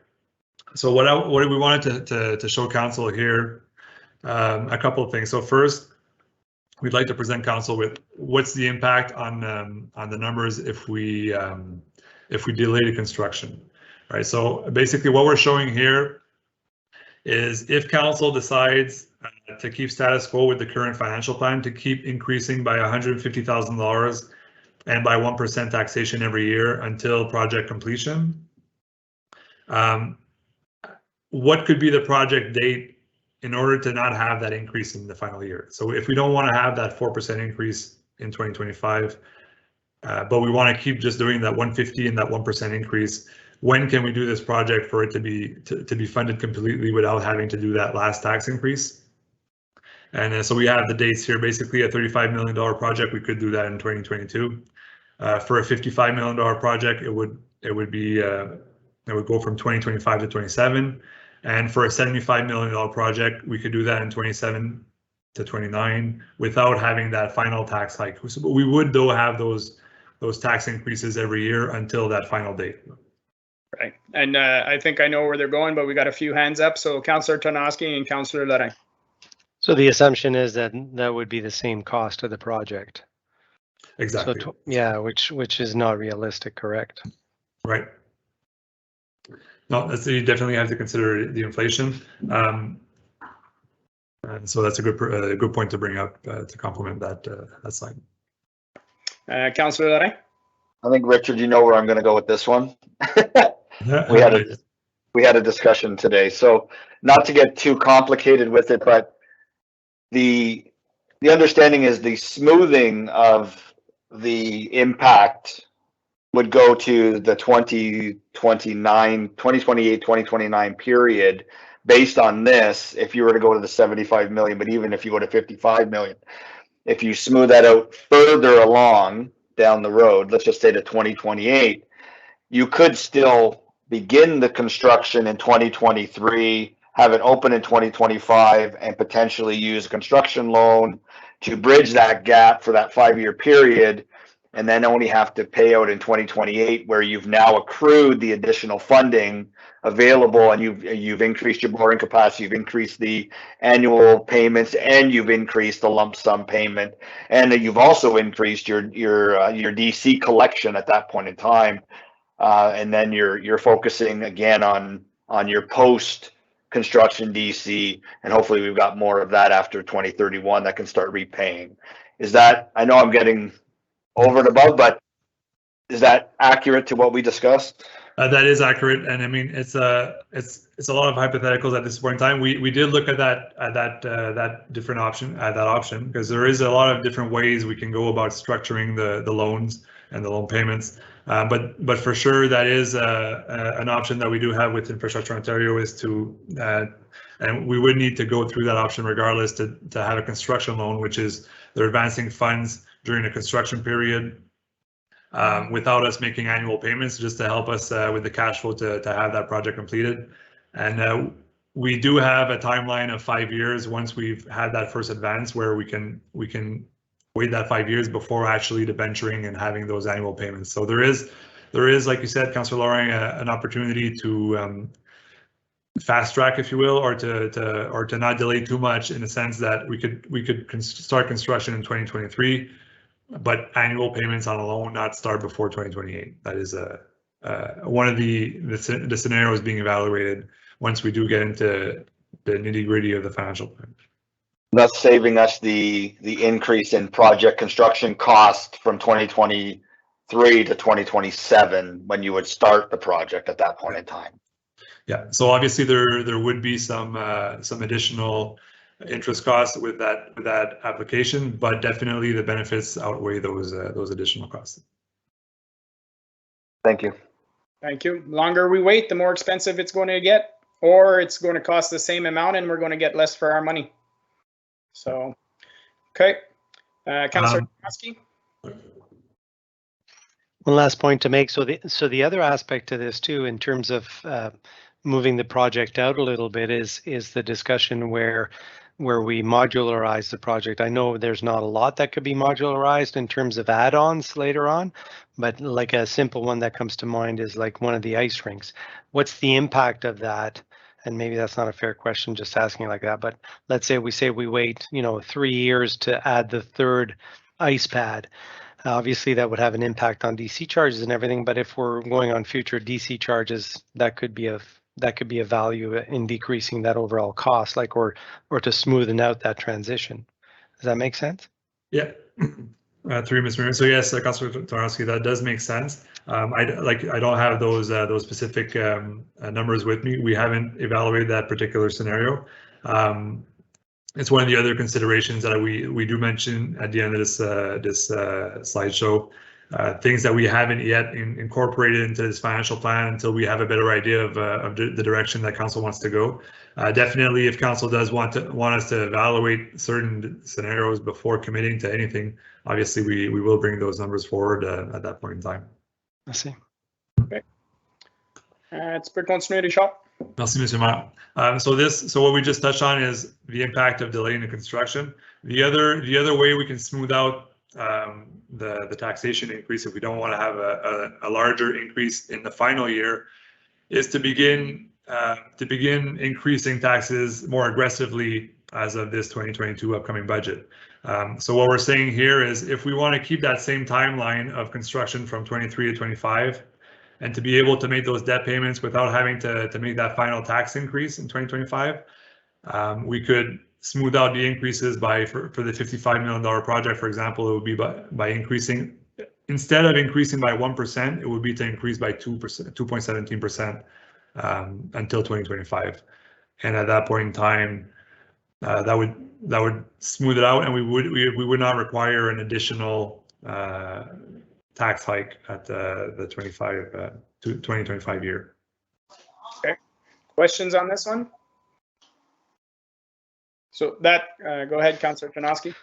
Just to understand, so if we increase now 2.17 and continue down that road, to Councillor Lorraine's earlier point, that adds, like, we wouldn't be having to go back. That adds to the repayment and everything else. So that would speed up and decrease our debt, yeah, like a lot faster down the road as well, right? That's correct. Applying this practice here would increase the down payment we have. It would increase our revenue, so it would increase our borrowing capacity, and it would reduce the annual payment needs for sure. Super. Okay. Any other questions? Okay. Continue, Monsieur Godin. That pretty much summarizes the financial plan. Just other considerations that I wanted to mention, because these are things that could impact very significantly the project timeline or the project scope. Is, for example, federal provincial funding. None of that is incorporated into these numbers. There could be partnerships or other potential sources of revenue. This is really what we've looked at today, is really strictly on the tax base and on the development charges. So anything above that, I mean, again, if we talk about the future of our existing facilities, well, if we could, like, there could be consideration for decommission and sale or repurposing or to continue operations. Those are all things that could impact the financial plan significantly. And yes, the question of phasing of the project, if like you said, if there are some portions of the project that we want to push back further down the line, there's two things there. So yes, we can save more and we can increase our capacity to pay for them, but again, there is also the inflation cost and I mean the additional cost coming with having two separate projects. So all things that are not included into this financial plan at this point in time, until we have a better idea of where we want to go. But those are other things that could definitely impact this project. Perfect. And to be clear, when you say impact this project, impact in a positive way, right? These are things that, you know, it's not going to negatively affect the outcome of this project. It's only more beneficial to the taxpayer if any of these things actually go forward. That's correct. So most of the assumptions for this financial plan are very conservative, in the sense that these additional considerations are all positive, in the sense that they would help. Right. Okay. Perfect. Any other questions, comments, members of council at this time? I think we have on the agenda, the next step is the question period on the meeting of the day, and then we come back to the resolution. So I will suggest that we do the question period. That way we can, if there's comments that can be addressed during further discussion, and then we'll go back to the resolution. We'll have more conversation. So questions. Point of information, Matthew Spence specified, I think he used to work for us, maybe as a lifeguard. He indicated that the pool is 3 lane and 18 meter long. So just so that clarification for that point. Mr. Dwyer, what is the significance of the red versus black on the cost sheets? I think that's a self-imposed limit, Monsieur Godin. That was in your report, the 2 million that represented going over our self-imposed limit. Is that what we're discussing? Through you, Mr. Mayor. So yeah, if it is questioning the red and black in our report in the debt capacity, that's what that was. The red is above our borrowing capacity, but I think it might be in the Collier's cost estimates. I think it was Collier's, yeah. Okay, the Collier's, the red and the black was just that the red was an updated version of their original report that was sent out on Friday. So they just wanted to highlight those changes. Maybe we should have put them in green. That way they wouldn't look so bad as red. Conseiller Larin? I think what they're asking, because he's asking on the cost sheet, is more the dollar amounts. So the red was a shortfall, and the black was not a shortfall.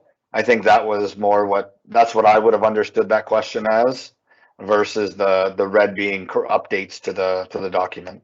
Okay, so he's got two answers. Depending on how he interpreted the question. Next one, Charles Armstrong, 85 Caspel. What are the revenue estimates based on? That's the first question. As mentioned, it was roughly 80% of the construction cost. That's correct, Monsieur Godin? That's correct. Yeah, where can we find the analysis? There's no analysis at this point. It's a very high level. Do these estimates assume the closure of existing facilities, that kind of stuff? If not, no, we haven't done that detailed analysis at this point in time. Again, Mr. Armstrong, is it intended to close the existing library facility? How does the intended library GFA, gross, no, it's not gross square footage, I'm not sure, compare with the GFA recommended in the previous library facility study? That's not part of this discussion at this point in time. Right now, it's more from the financial aspect. What is council comfortable with as a dollar amount? And then Mr. Armstrong, in an area where mitigation of climate change and protection of the environment are important, and this facility be the township's single largest energy user, why has the complex been estimated without meeting even the most basic of environmental certifications? I'm going to go to our consultants for that one. Either Michael or Scott, any comments on that one? Yeah, again, this is to gauge a rough starting point. The township has expressed great interest in looking into those options, including solar and some other environmental considerations and certifications for the building. However, at this initial schematic phase, that wasn't considered in the costing. Right. That is another thing to consider when you're thinking about costs. Yeah, once we get into more details, Yes. where we go, then that'll be a consideration for council. Okay, perfect. It was, sorry, GFA was gross floor area. I was thinking square footage, but yeah, gross floor area. So, but again, that's not part of the discussion at this point in time. Alrighty, so that's it for the question period. So now we'll put the resolution.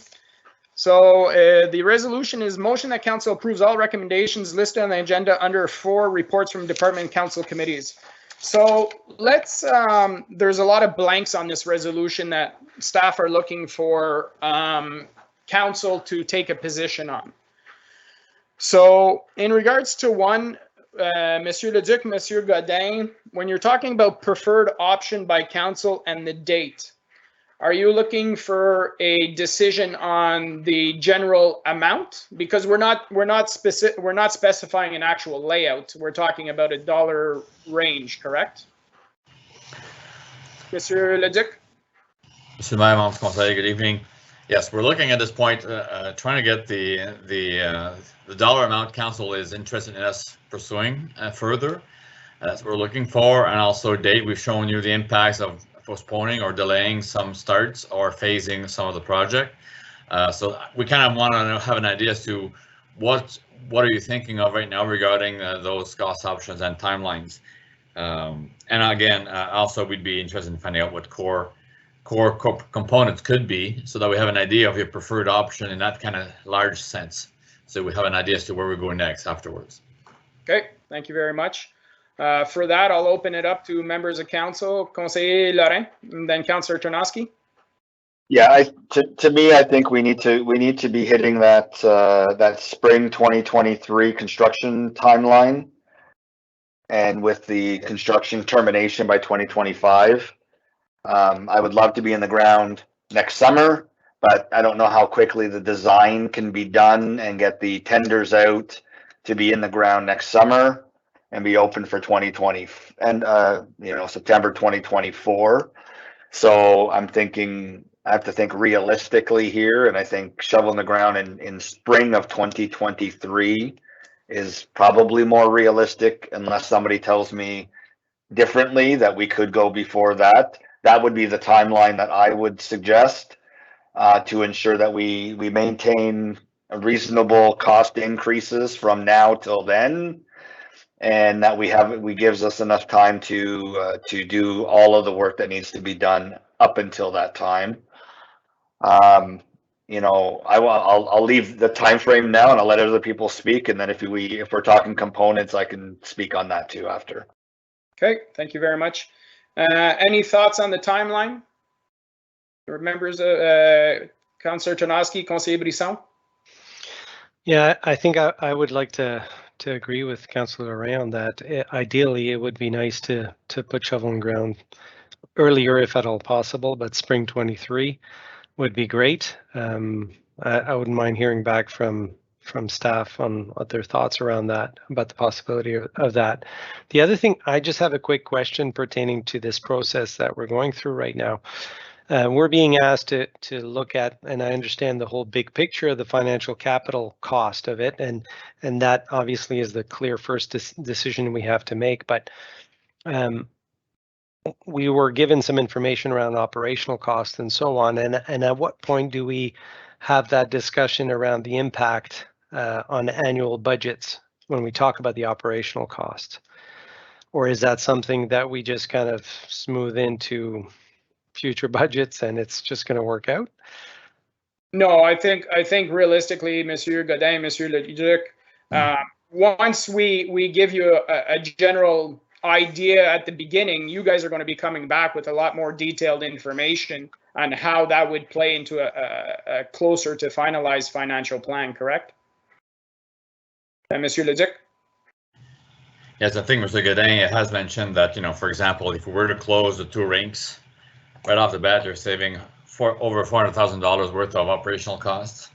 And there are other decisions alike regarding future level of service reviews and other decision that needs to be made regarding this project that, will impact definitely the operational costs. So it's hard to say at this point because we'll need to have more decisions made before being really able to confirm what would be the impact on annual budgets once those decisions are made around operational costs. Okay. Conseiller Brisson?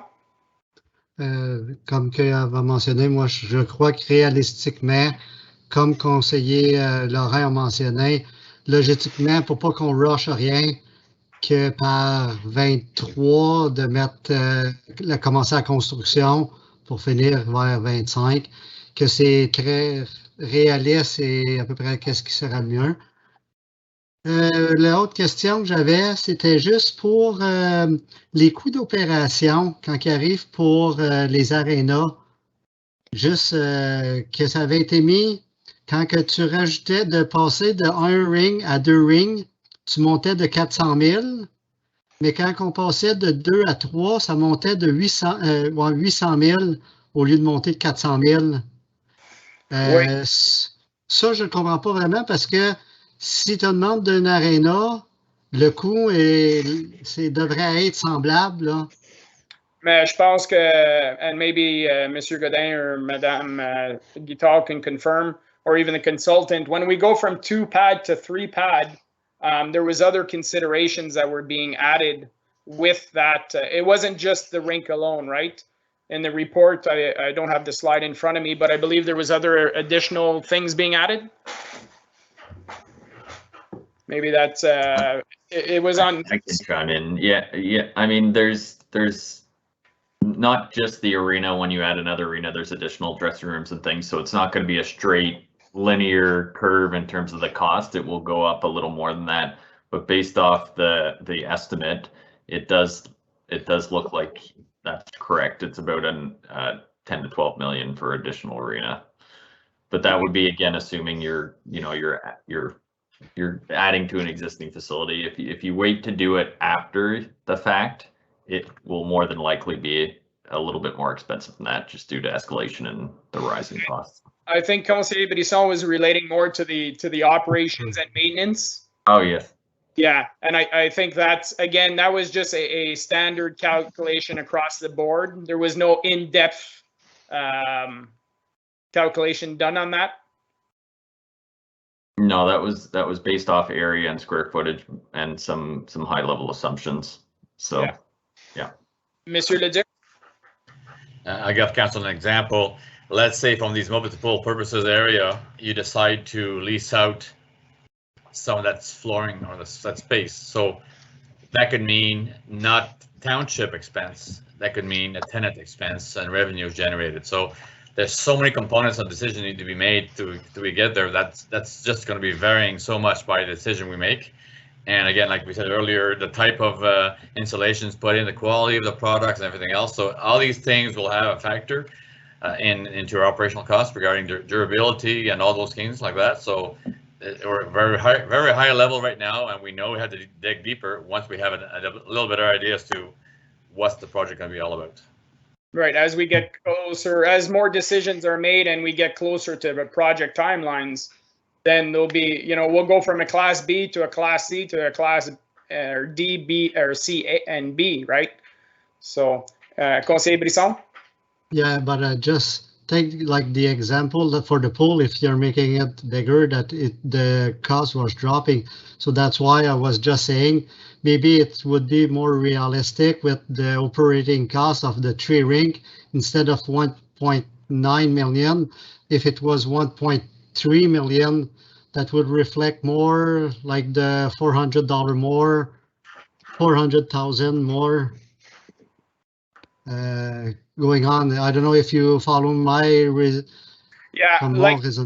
like Monsieur Godin said in his report, they've estimated costs in regards to increased operational costs, slightly different than what Colliers has done, but in the figures, they're for example, the $55 million, they incorporated a $1.1 million increase in operational costs.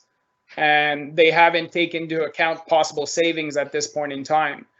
Once we get further into doing more in-depth reviews, that's when those numbers will come up. And don't forget, everyone, that just because we make some decisions tonight does not mean that we can't adjust as we move forward, right? If we go to a certain, for example, we say, okay, we're okay with the 75 million, then the analysis will be done. And if it comes back and there's surprises and our operational costs are higher than expected, or, and the financial plan doesn't meet what we wanted, then we can scale back if we decide to do that.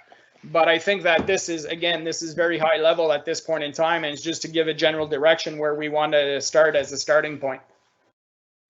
And for facilities, like in my point of view, I would say that at least the 2 rink, ideally the 3, with the smaller library and the pool would range in 55 to 60 million dollar, which would enter a bit like the presentation of Mr. Godin. So for my point, I wouldn't mind for that part.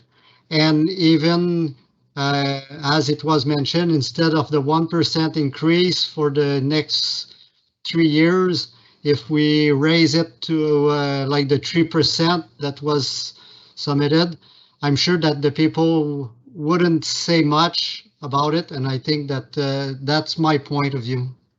Okay, thank you. Councillor Saucier, yeah, go ahead.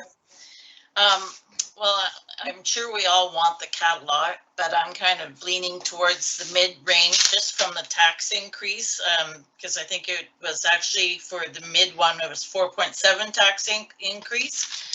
And I think that would be, which worked out to $80 a household, which was more reasonable.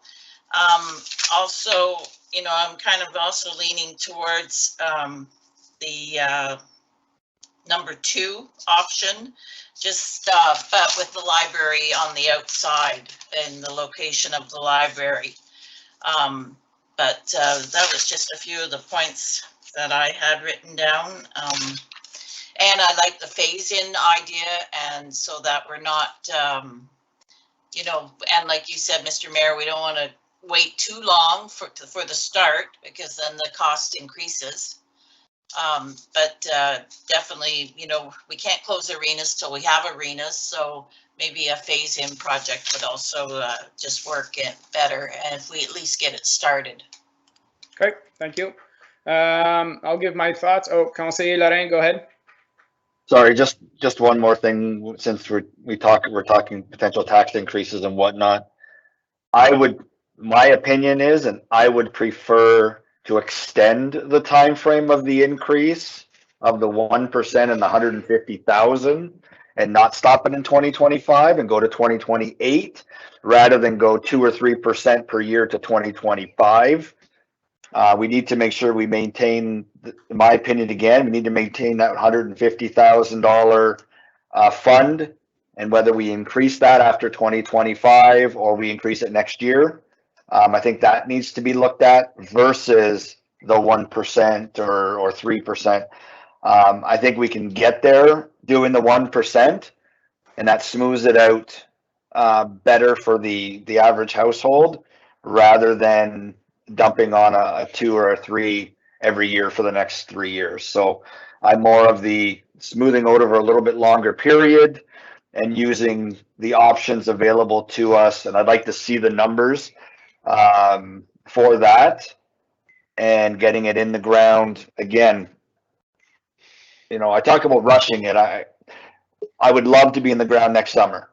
Love to. And if we can, great. If staff tells us we can, then I would absolutely love to do that. Spring of 2023 is probably, again, more reasonable.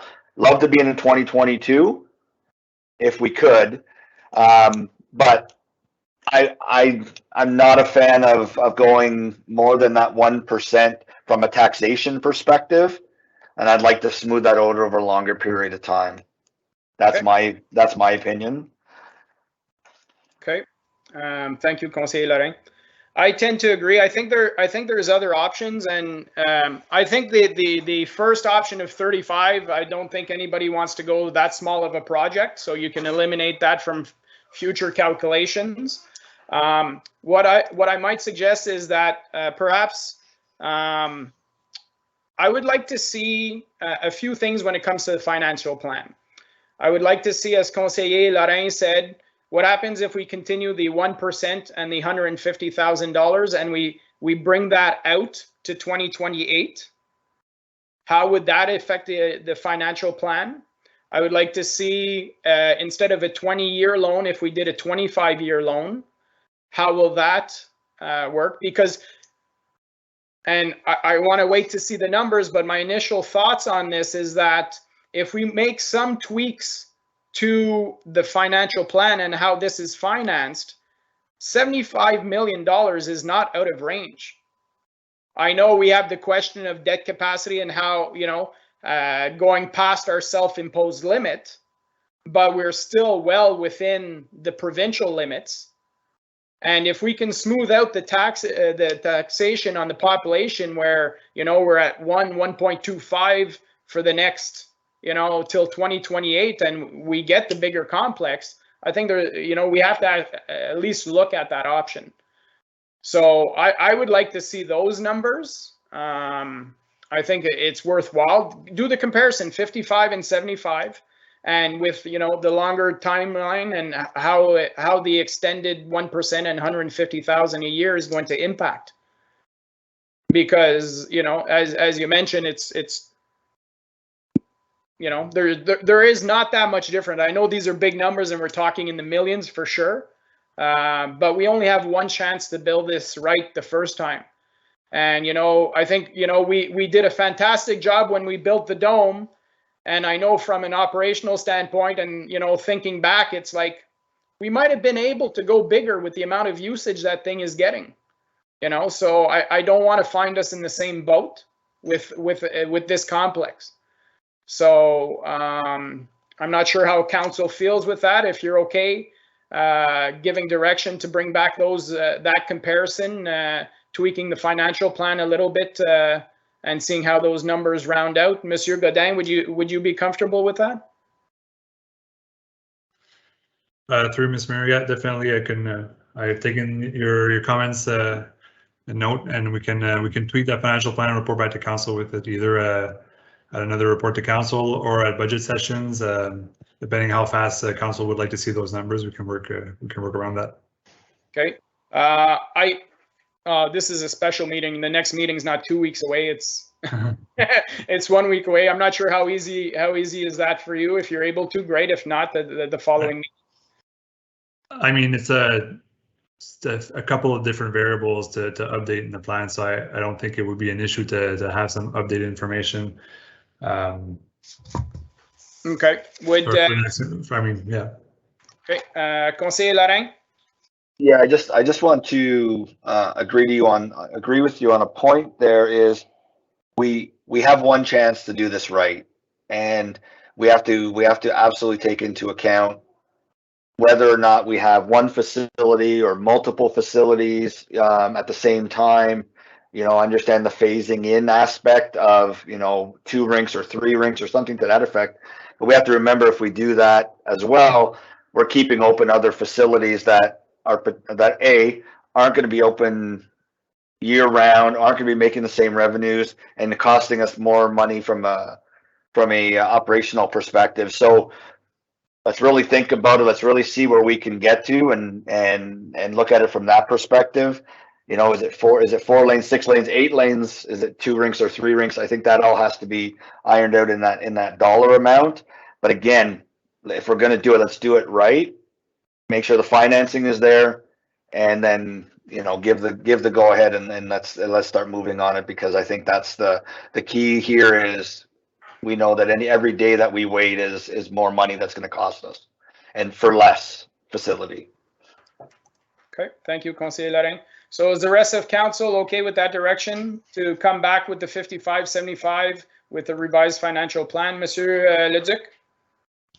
Mr. Mayor, I would just want to wait a bit to see the further discussion regarding our next meeting, because that might be a lot of work from today to Tuesday, and it's a long weekend. So I just like, before we commit to next Tuesday, Mr. Godin and staff and council, let's continue on with the discussions and see what else is needed before making further discussion. So it might be a second meeting in September, but I'd like to see if that's the only thing, we can probably do that. But if there's more, we need to decide further, Mr. Mayor.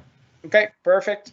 Well, if we continue with the resolution, discussion of the financial impact at the budget, I think we're looking to have that discussion before the budget based on the council discussion.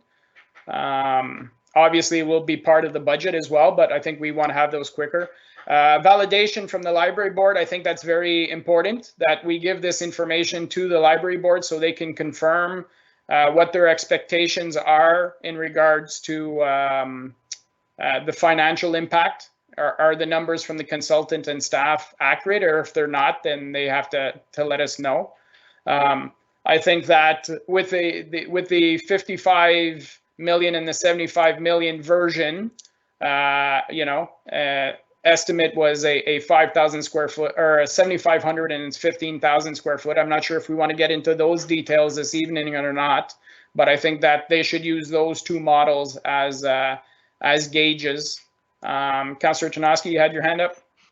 Yes, thank you, Mr. Mayor. So I think that that's a great idea, and I definitely want to support that, and I'd be happy to kind of lead that discussion when we have a library board meeting. But on the same token, I think that it's a great idea to do that validation from a Parks and Rec department as well. So looking at the arenas as well, looking at those proposed facilities as well, and do that same kind of exercise. And so we can get back from to council kind of recommendations based on that.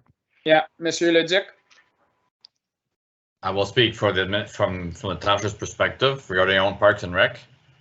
To do that, Councillor Tarnowski and members of council, we will be needing decision regarding closures, regarding services, some others.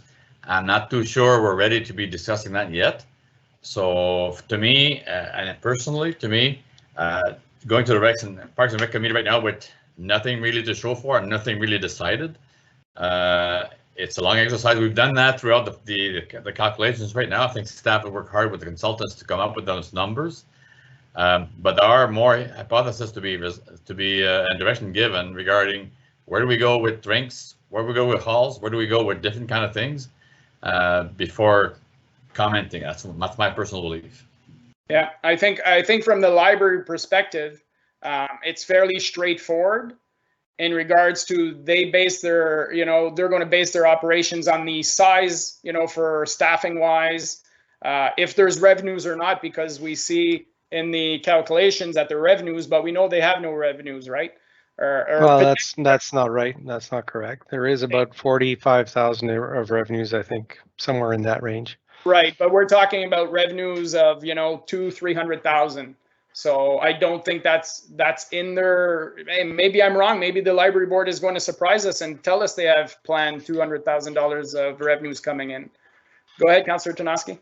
No, and maybe I didn't say it properly. I'm not asking the Parks and Rec committee to do anything. All I'm just saying is that just from our perspective here, if we're doing that exercise for the library board and see what are the options, what's the kind of mood or direction that we want to go to, and looking at the different options, we need to do that from the recreation side. Maybe there are ideas that we're not considering as well. So I know, for example, if I look back at, revenues before COVID, typically the rinks are making anywhere from 300,000 to 370,000 a year. So are those numbers accurate? That's all I'm asking, is to go over that, what was proposed and how good it is. If we're doing it for the library, let's do it for all the other areas that we have that experience on hand. Yeah, I think that, Monsieur Leduc, I think that's what we talked about at the beginning of the meeting, that this would be further along into the analysis stages, design stages.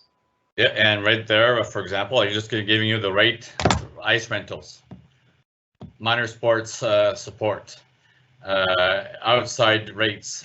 These are all decisions that need to be made by council before we can certainly go into calculating actual revenues. Right now, we've used a percentage. We can make all kinds of assessments, but for me, there's going to have to be, I guess, coming back to council and say, okay, would you be comfortable with this kind of range of rental, with this kind of X, Y, and Z, so that we can go back and now make calculations with something. So right now we can have thousands of models, but we'd like to narrow it down to something. So I think we'd have to go back to council and say, okay, these would be some of our validations that need to be cleared with you. Are you okay with this hourly rate for rent of ice or halls? And again, not knowing if there are going to be any halls for rental there or not. So it's kind of hard right now because there's so much in the air regarding what's going to be there once we're done. So for me, there's going to have to be a little more clarity regarding preferred options or preferred components by council, so that we can make better numbers. Yeah, I think the staff confirmed the 80% range as far as revenues go. They seem comfortable with that estimation at this point in time. I guess for the library, I was just asking, are they okay with that 80%? And if they're not, they just have to tell us. I don't need, they don't need to go into an in-depth analysis at this point in time. But on this sheet, we know that traditionally $30,000, $40,000 in revenue, now it's being forecasted at you know, 183 or sorry, 200, 176. So if they can just confirm that or not, then that'll add information to the discussion. Then respectfully, Mr. Mayor, wouldn't the library board also have to do all kinds of assumptions? Maybe they're going to have meeting space and so on. I mean, not to the extreme, but there would still be assumptions to be made as well. I'm just really want to make sure that I fully understand that what we're asking from one area is like we have all that information. I think it's good information to have. So well, I'm just not sure that we're asking one part of this project some additional information, you know, to help us make a decision. Is there like a preemptive plan here? Like I'm not fully understanding this. That's what I'm saying is that in the two scenarios, the 55 and the 75, there is 7,500 square feet for the library or 15,000 square feet for the library. The library has to tell us what they're going to do with that space. That's up to the library from a programming perspective, or if they want meeting rooms, how much meeting rooms, are they going to be charging for that space? If they're charging, they anticipate revenues. If they're not charging, then they have to let us know that. Okay. I think that's the basic information I think they need to answer. Okay, thank you. Thanks. Conseiller Lorrain and Conseiller Brisson. Yeah, I think one of the things that we should do, and this will probably answer some of the questions, a little bit of the questions or come back from Monsieur Leduc, is I think we need to also, I don't know if it's a direction that we need to give or Monsieur Leduc should go do it, is look at the agreement between the Ag Society and the township for the property where the Russell Arena is, because there may be limitations in that contract in terms of what that land could be used for, or whether the facility can be repurposed or whatnot.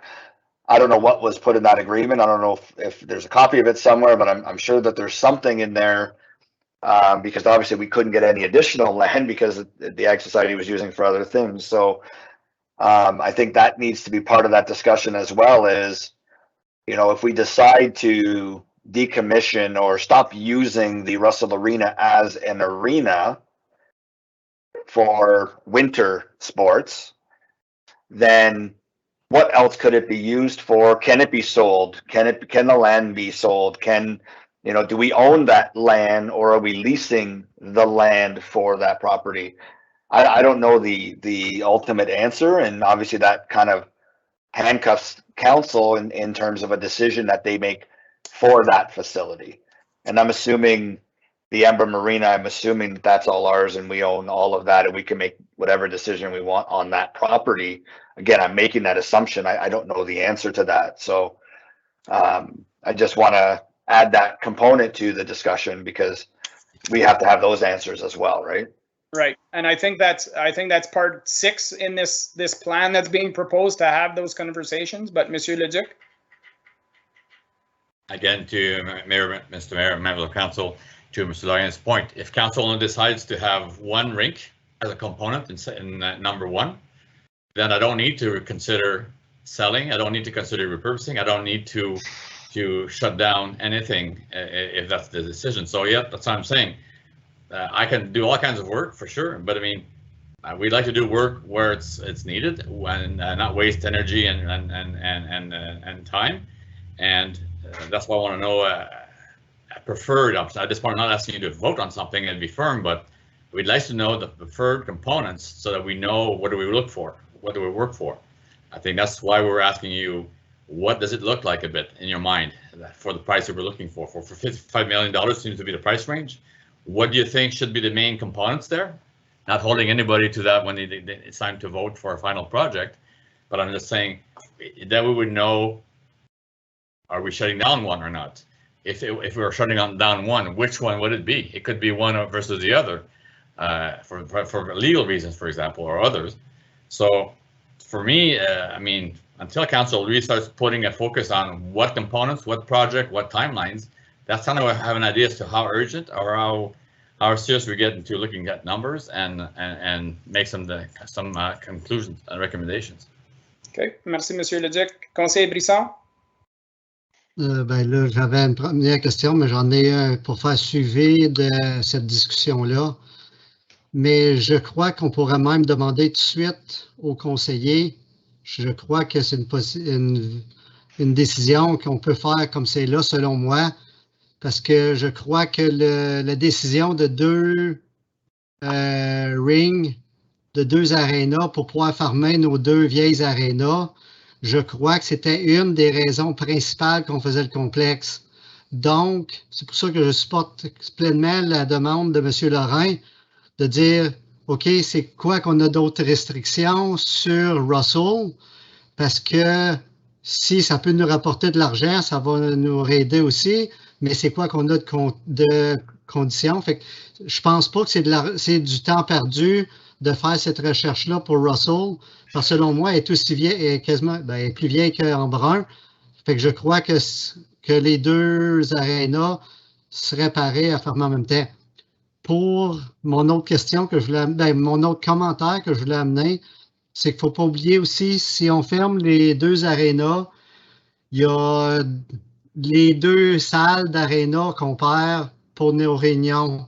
Puis j'ai trouvé que le seul problème un peu dans les multi-rooms, c'était pas vraiment des grandes chambres longues qui peuvent être fermées, comme disons de prendre une pièce de place pour 100 personnes, puis d'être séparés en 4 pour pouvoir avoir 4 groupes, mais des plus petits groupes, puis qu'en même temps, il pourrait avoir des fenêtres sur le bord de l'aréna pour pouvoir viewer, même si ce n'est pas les 2 glaces, qu'il y en ait au moins sur un bord. C'est mes concerns là, pour les salles, que je pense qu'il y aurait du redessin à faire parce qu'autrement, si on n'a plus les Chevaliers Colombe, nos 2 salles-là, puis si on perd nos 2 salles d'aréna, c'est un problème que nos comités vont avoir aussi un problème pour avoir leur activité et tout ça. Okay. Merci, Conseiller Brisson. So I'll add my 2 cents.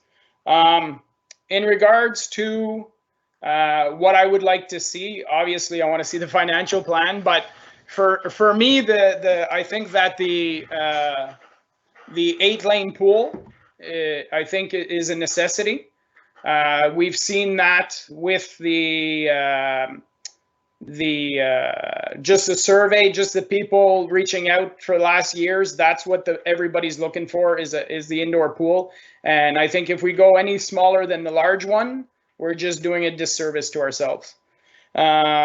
I think that at the very minimum is a 2 rink, but I'm leaning towards the third to have the 3 rinks together.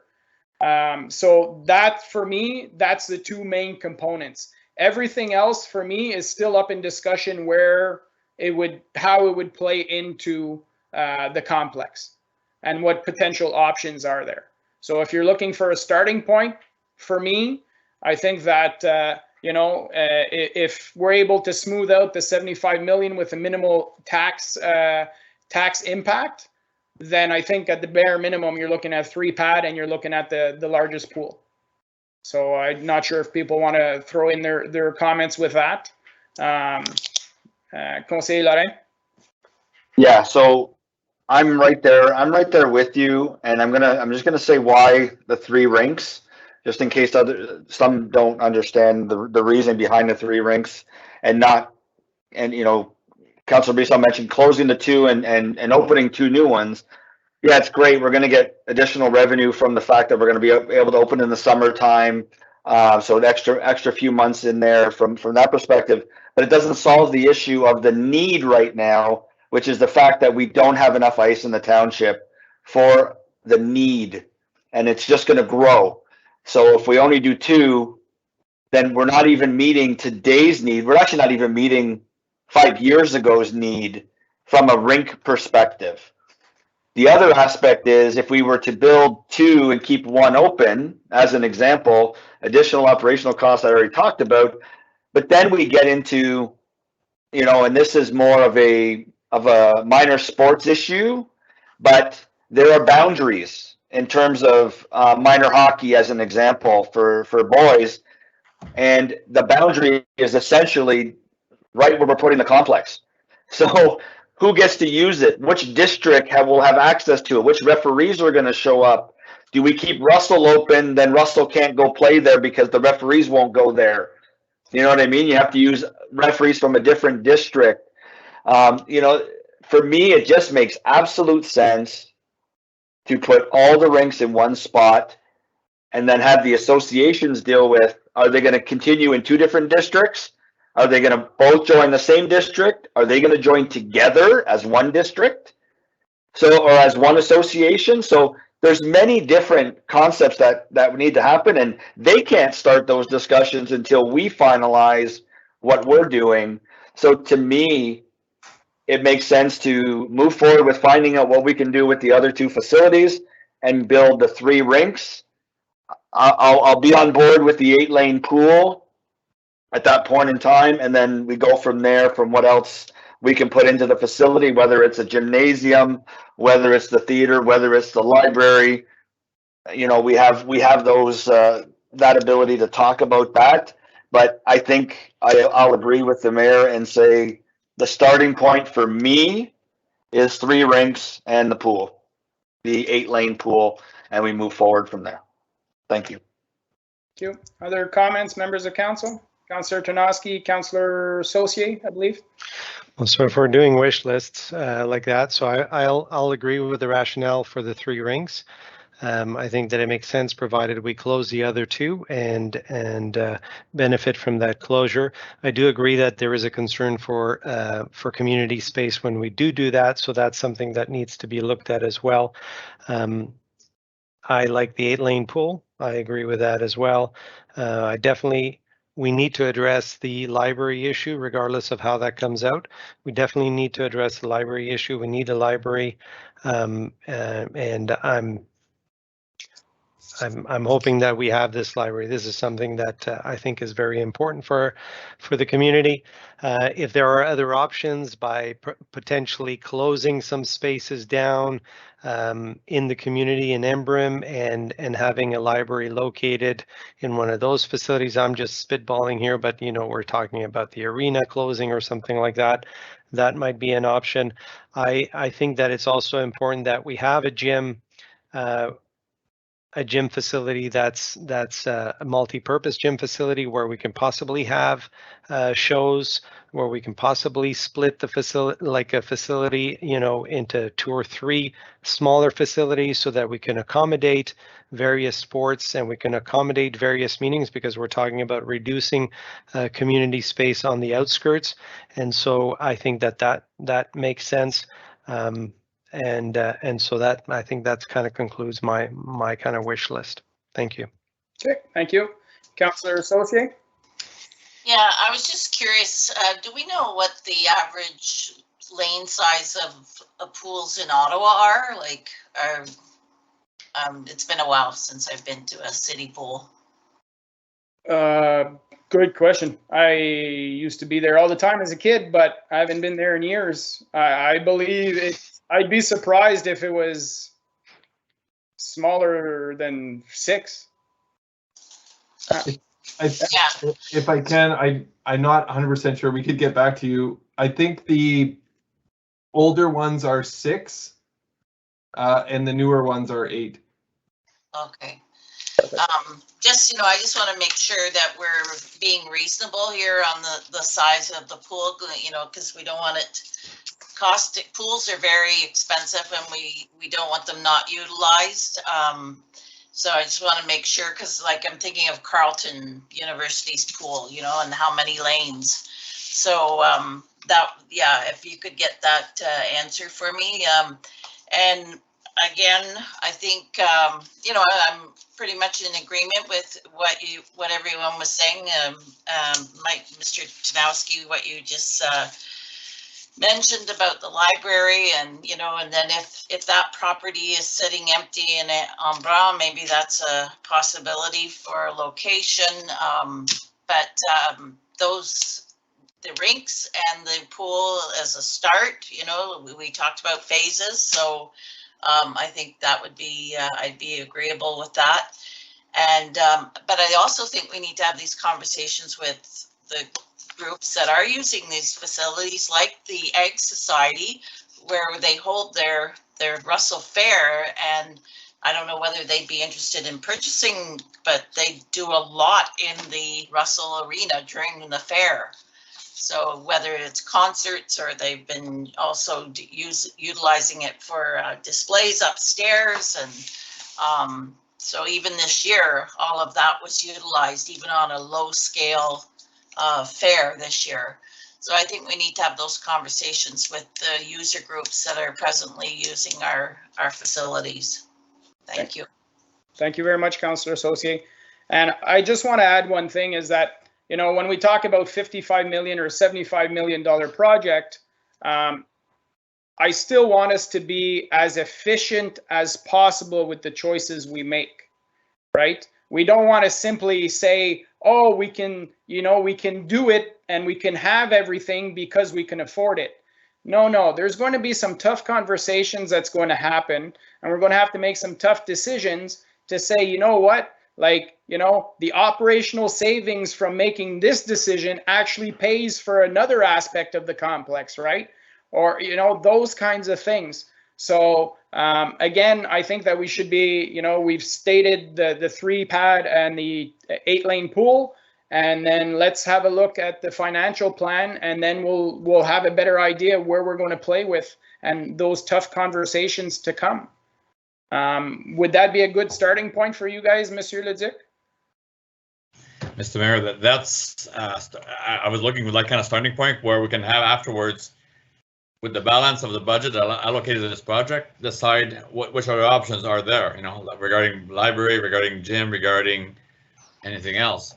And then when we're at that stage, when we come out to consult the public, well, we have options to show. We know the core, and then we have options and impacts on loans and taxation and whatever else on what the balance of the components will be, or most likely will be. So that's what we're looking for, really, to have a core plus options, and then go to the public once we're ready for that. Once the library board has responded back, so that you know, and we can consult with the public. So that's something certainly.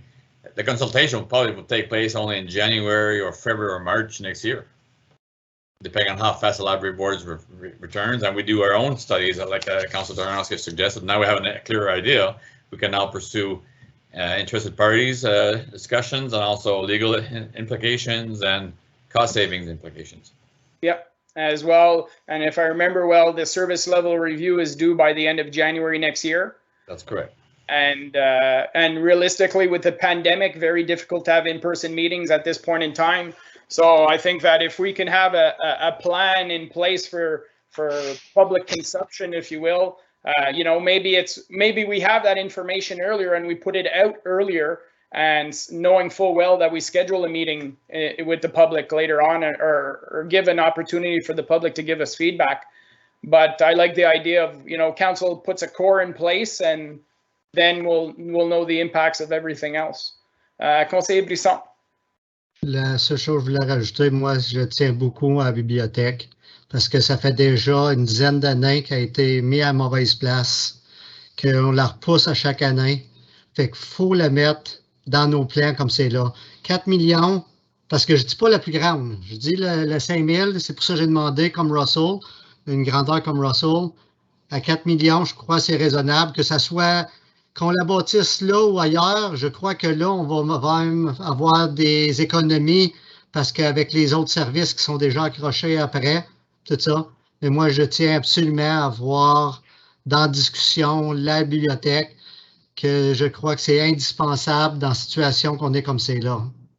OK, merci beaucoup. Ben, comme like Councillor Tarnowski and Councillor Saucier said, you know, we're going to have empty buildings in the township that might be, you know, all the reasons we heard for keeping the Russell Library central to the community could possibly apply to the Embrun branch as well, right? And we know based on the numbers that are being forecasted, and if the revenue aspect is inaccurate and there is no additional revenues, we're looking at a financial contribution, you know, almost a 50% increase in the municipal contribution for the library. So I'm not saying I'm opposed to having the library there. I'm just saying I want to make sure that we have the correct information from the library so that when we have that discussion, we know we're exactly what position, because you know the $300,000 in extra operational costs represents a $9 million loan.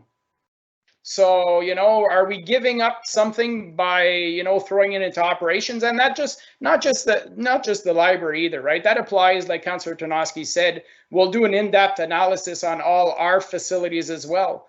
And there's no decision that's final today. As we move forward with this plan, we'll say, okay, you know, we think we should adjust, and we'll adjust down the road. But I think at this point in time, there's, you know, if we look at those two components of the 3 pad and the pool, well, that's 48 million plus the cost, the common costs, you're almost at the 55 million. So if we're not willing to go up to the 75 million, then, you know, what changes are we making? So I think by having the core at this point in time, and you know, if the majority of council says they want to throw the library in there right now, with the 3 pad and the large pool, then we're basically saying we're going over 55 million no matter what. So, you know, so that's what I'm looking for. For me, as I mentioned, the pool and the arena, that's the 2 main ones. And then we can discuss further everything once we have confirmation from the library board, what's the impact they'll have. Conseiller Brisson. Oui, je voudrais just to add that, like, even if it's about 100,000 more operation, you're talking about 89,000 that right now, compared to $800,000 for one more rink.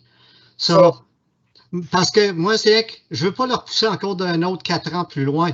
Parce que là, si l'aréna, si le complexe, on finit à 25, par le temps que tu refais des rénaux, puis tu sais que dans une vieille bâtisse, ça coûte plus cher souvent que rebâtir en un. Ça fait que là, tu vas être rendu à peu près en 2030 avant d'avoir une autre aréna, avant d'avoir une autre bibliothèque, s'il vous plaît. Comme... Ben, juste confirmer, conseiller Brisson, c'est 89 000 s'il y a 167 000 piastres de revenus. Si ce revenu-là, il n'existe pas, ça veut dire que c'est rendu à 250 000 piastres d'opération. Mais avant qu'on ait cette discussion-là, je pense que la bibliothèque, the library board should confirm that information, because it's just an assumption right now. And I don't want to be basing a decision on an assumption. I want to provide information to council so we can make an informed decision. In that case, you have the same problem with your third rink, because it's 800 000 piastres, tabarouette, comparé à là, tu t'astines pour 200 000.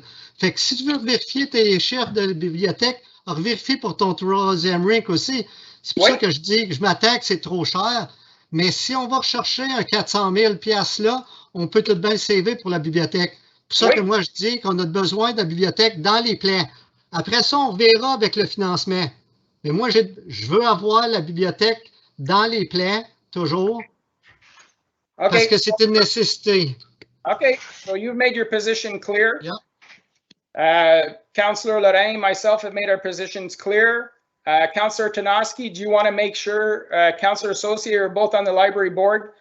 Are you imposing at this point in time that the library has to be in the complex? I'm imposing that I want to see it in the plans. I agree with Conseiller Brisson. I think it's been long overdue. Not to say that I'm not open to other options as they evolve. I'm just going to go back to the one point in this discussion that you keep bringing up. You're asking the library board to justify itself because there's assumptions that were made here, but the same holds true for every other part of it, as Conseiller Brisson was mentioned. So let's get to that and then we can figure out. But as a starting point, yes, absolutely, the library has to be as part of the plans.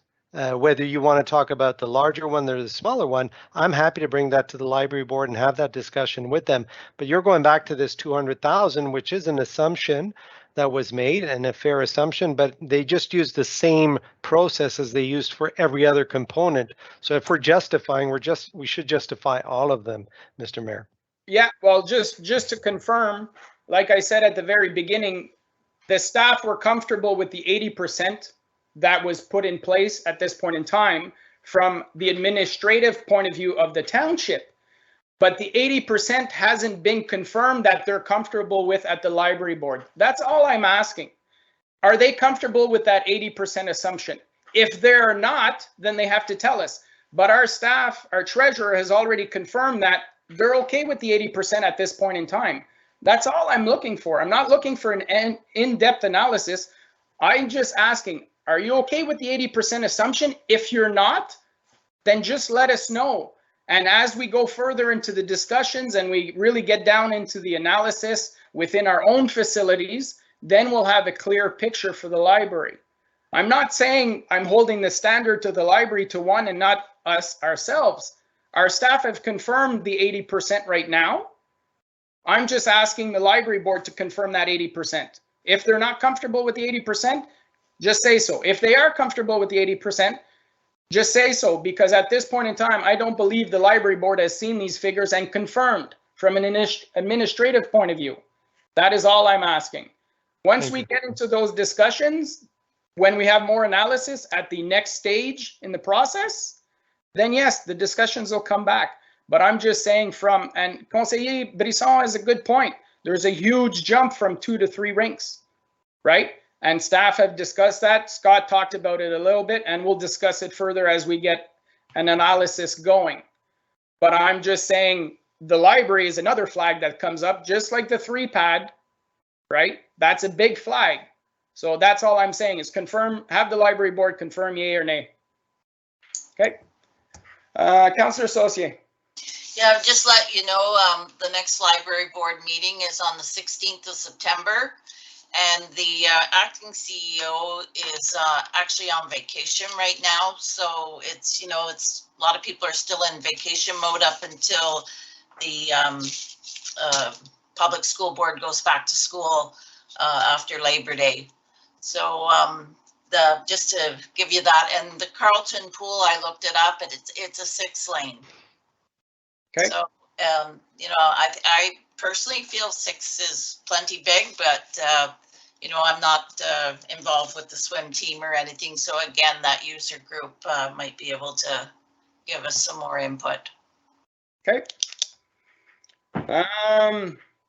Is that enough of a core discussion for you, Monsieur Leduc? You guys have a good idea where to start? I can propose a different core, Mr. Mayor. I think the core could be the 6-lane pool, the 3 rinks, and the 7,500 square feet library. I think that could be a start, and then from one you'll see all those analysis and confirmations, and then maybe there will be a need or a want for additions or deletions on those plans. But I think if that would be the start, I mean, we'll do whatever council decides to do, but we need to start somewhere with a firmer component basis. Yeah, and I think that as well is that, once we see those in-depth operational numbers, that will have an impact, right? Because we're starting with that core, we're dropping the gym and the stage and the theater, and we've heard a lot of people asking about that stuff, right? So it's but the core is good. We'll start from there and we'll see where the plan goes. Councillor Tarnowski. Correct me if I'm wrong, but what Monsieur Leduc is proposing is option 2, right? Which includes a gym with a stage. Am I wrong? No. No. No, okay. It's not a layout that's presented. He's saying the 3 arena, the 6-lane pool, and the 7,500. The 3 arena. Okay. So, okay, and then we'll and of course the financial plan that'll come in the future will let us know if we can smooth out, if we can do better, and if we can't do better and we have to stay within that $55 million envelope, maybe we'll want to tweak some things. Conseiller Brisson.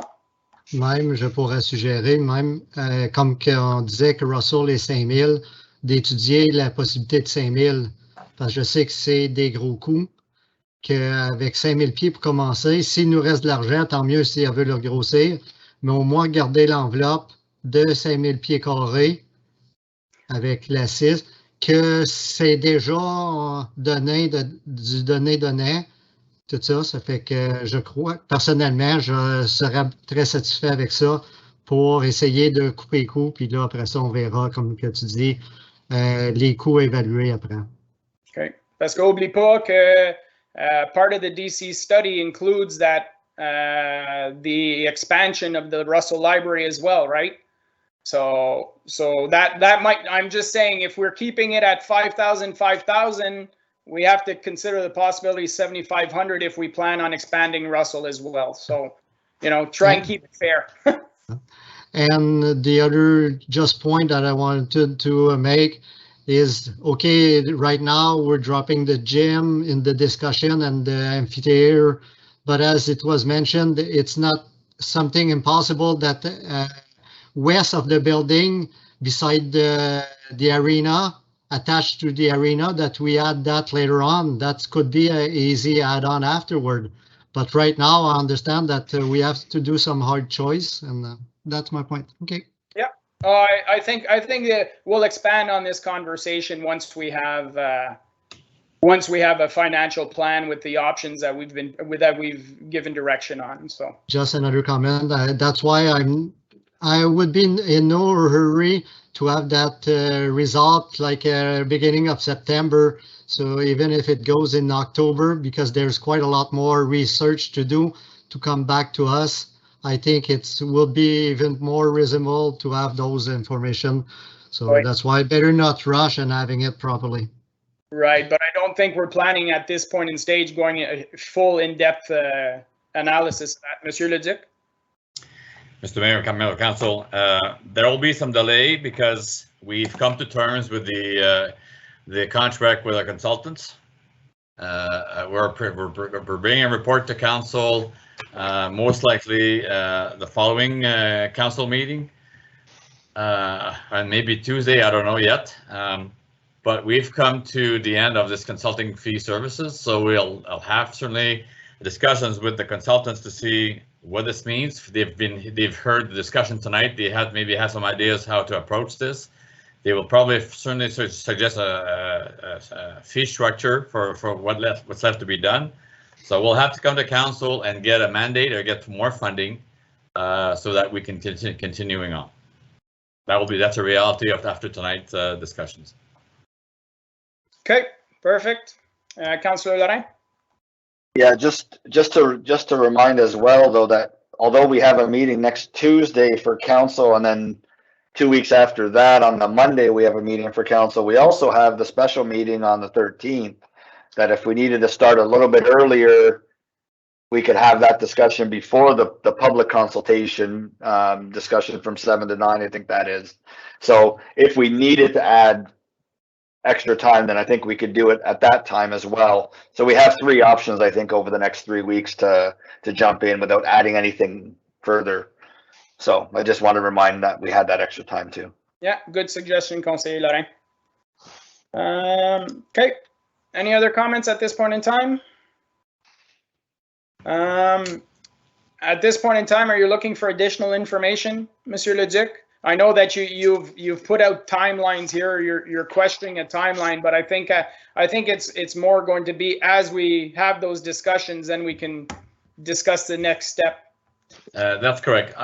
Just the one thing though, you're correct. For example, the preferred option, I think we've resolved what's the core components here, so we can move on with that. We are going to be discussing this in the budget regarding the financial plan. The board, as suggested, the library board may only be able to respond back, by the end of October, or early November. That might be the situation there.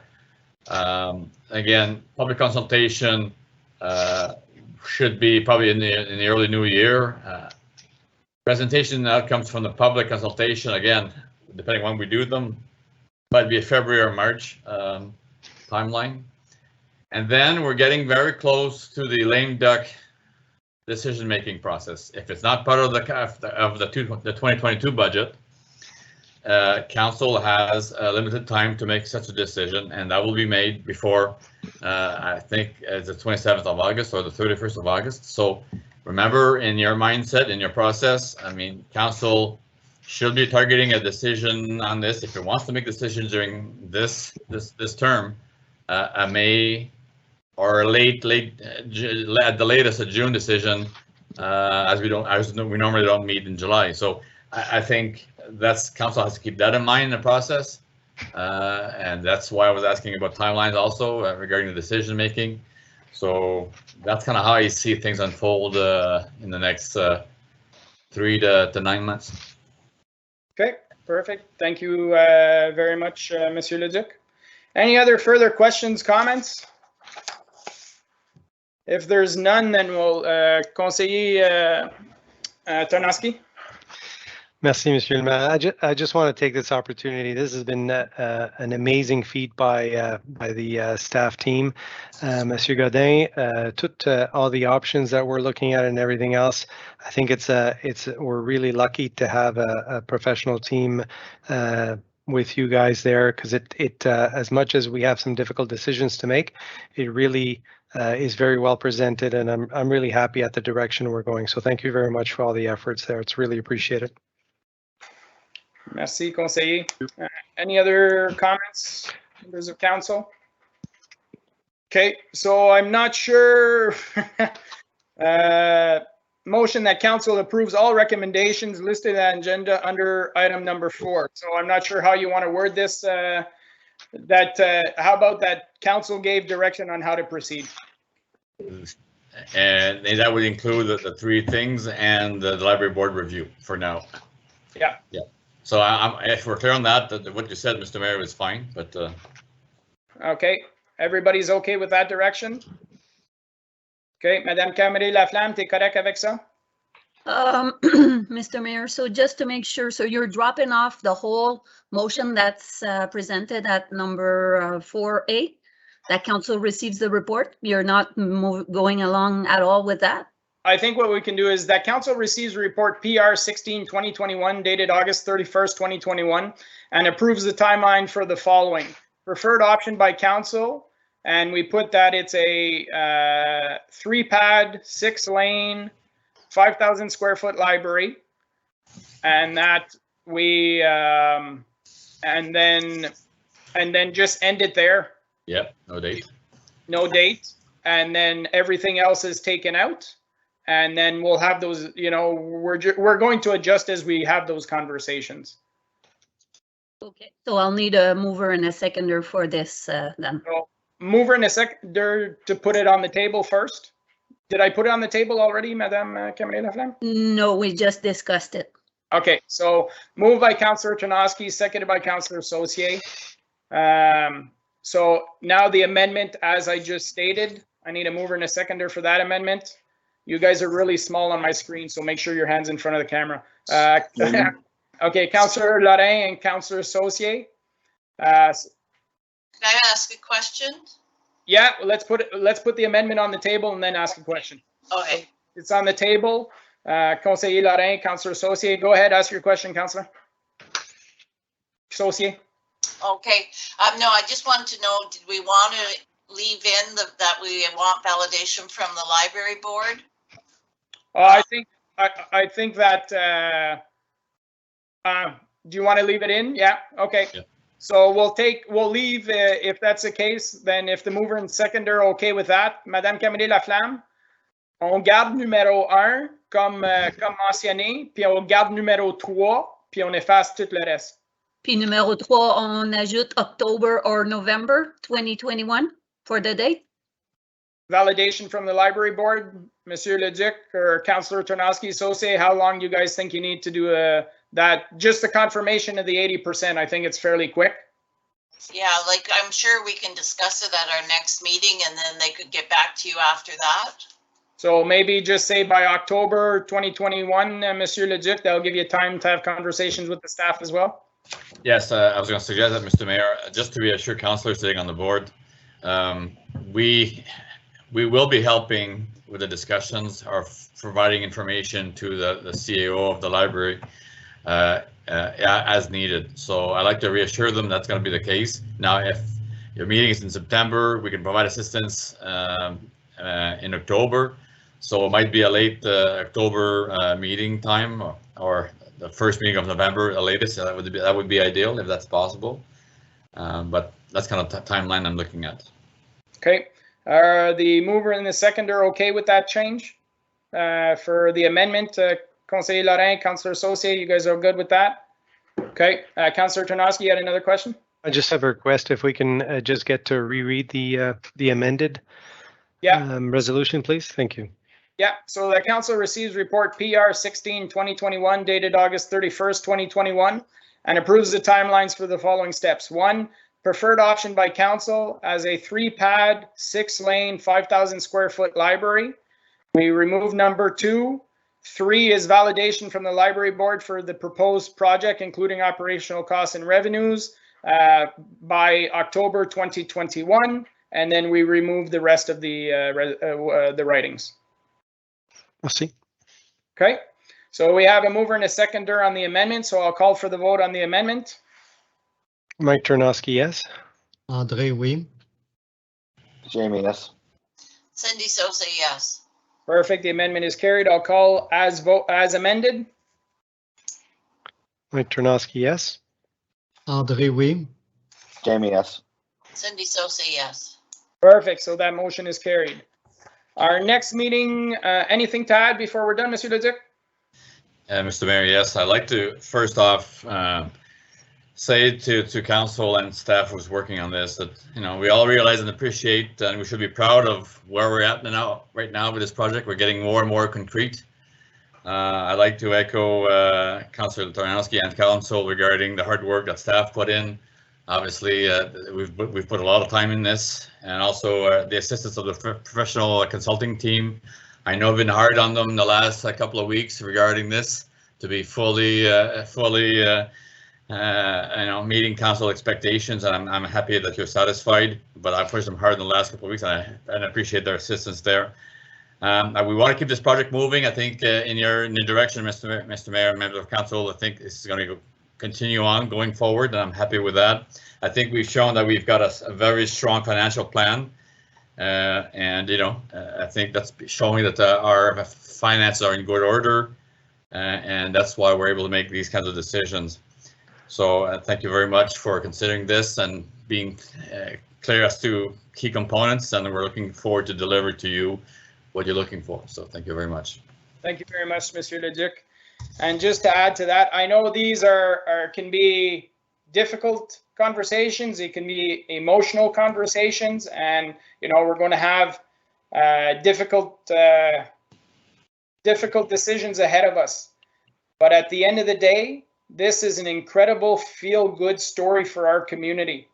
And you know, a couple of years from now, we might not get exactly what each of us individually wanted, but we're going to be better off as a community for what we put forward in the future. And I think that that's something we have to remember as a council. You know, we have to build consensus moving forward. And if we simply stick to our guns and vote against everything because of one little thing, you know, we have the potential of not moving this project forward at all.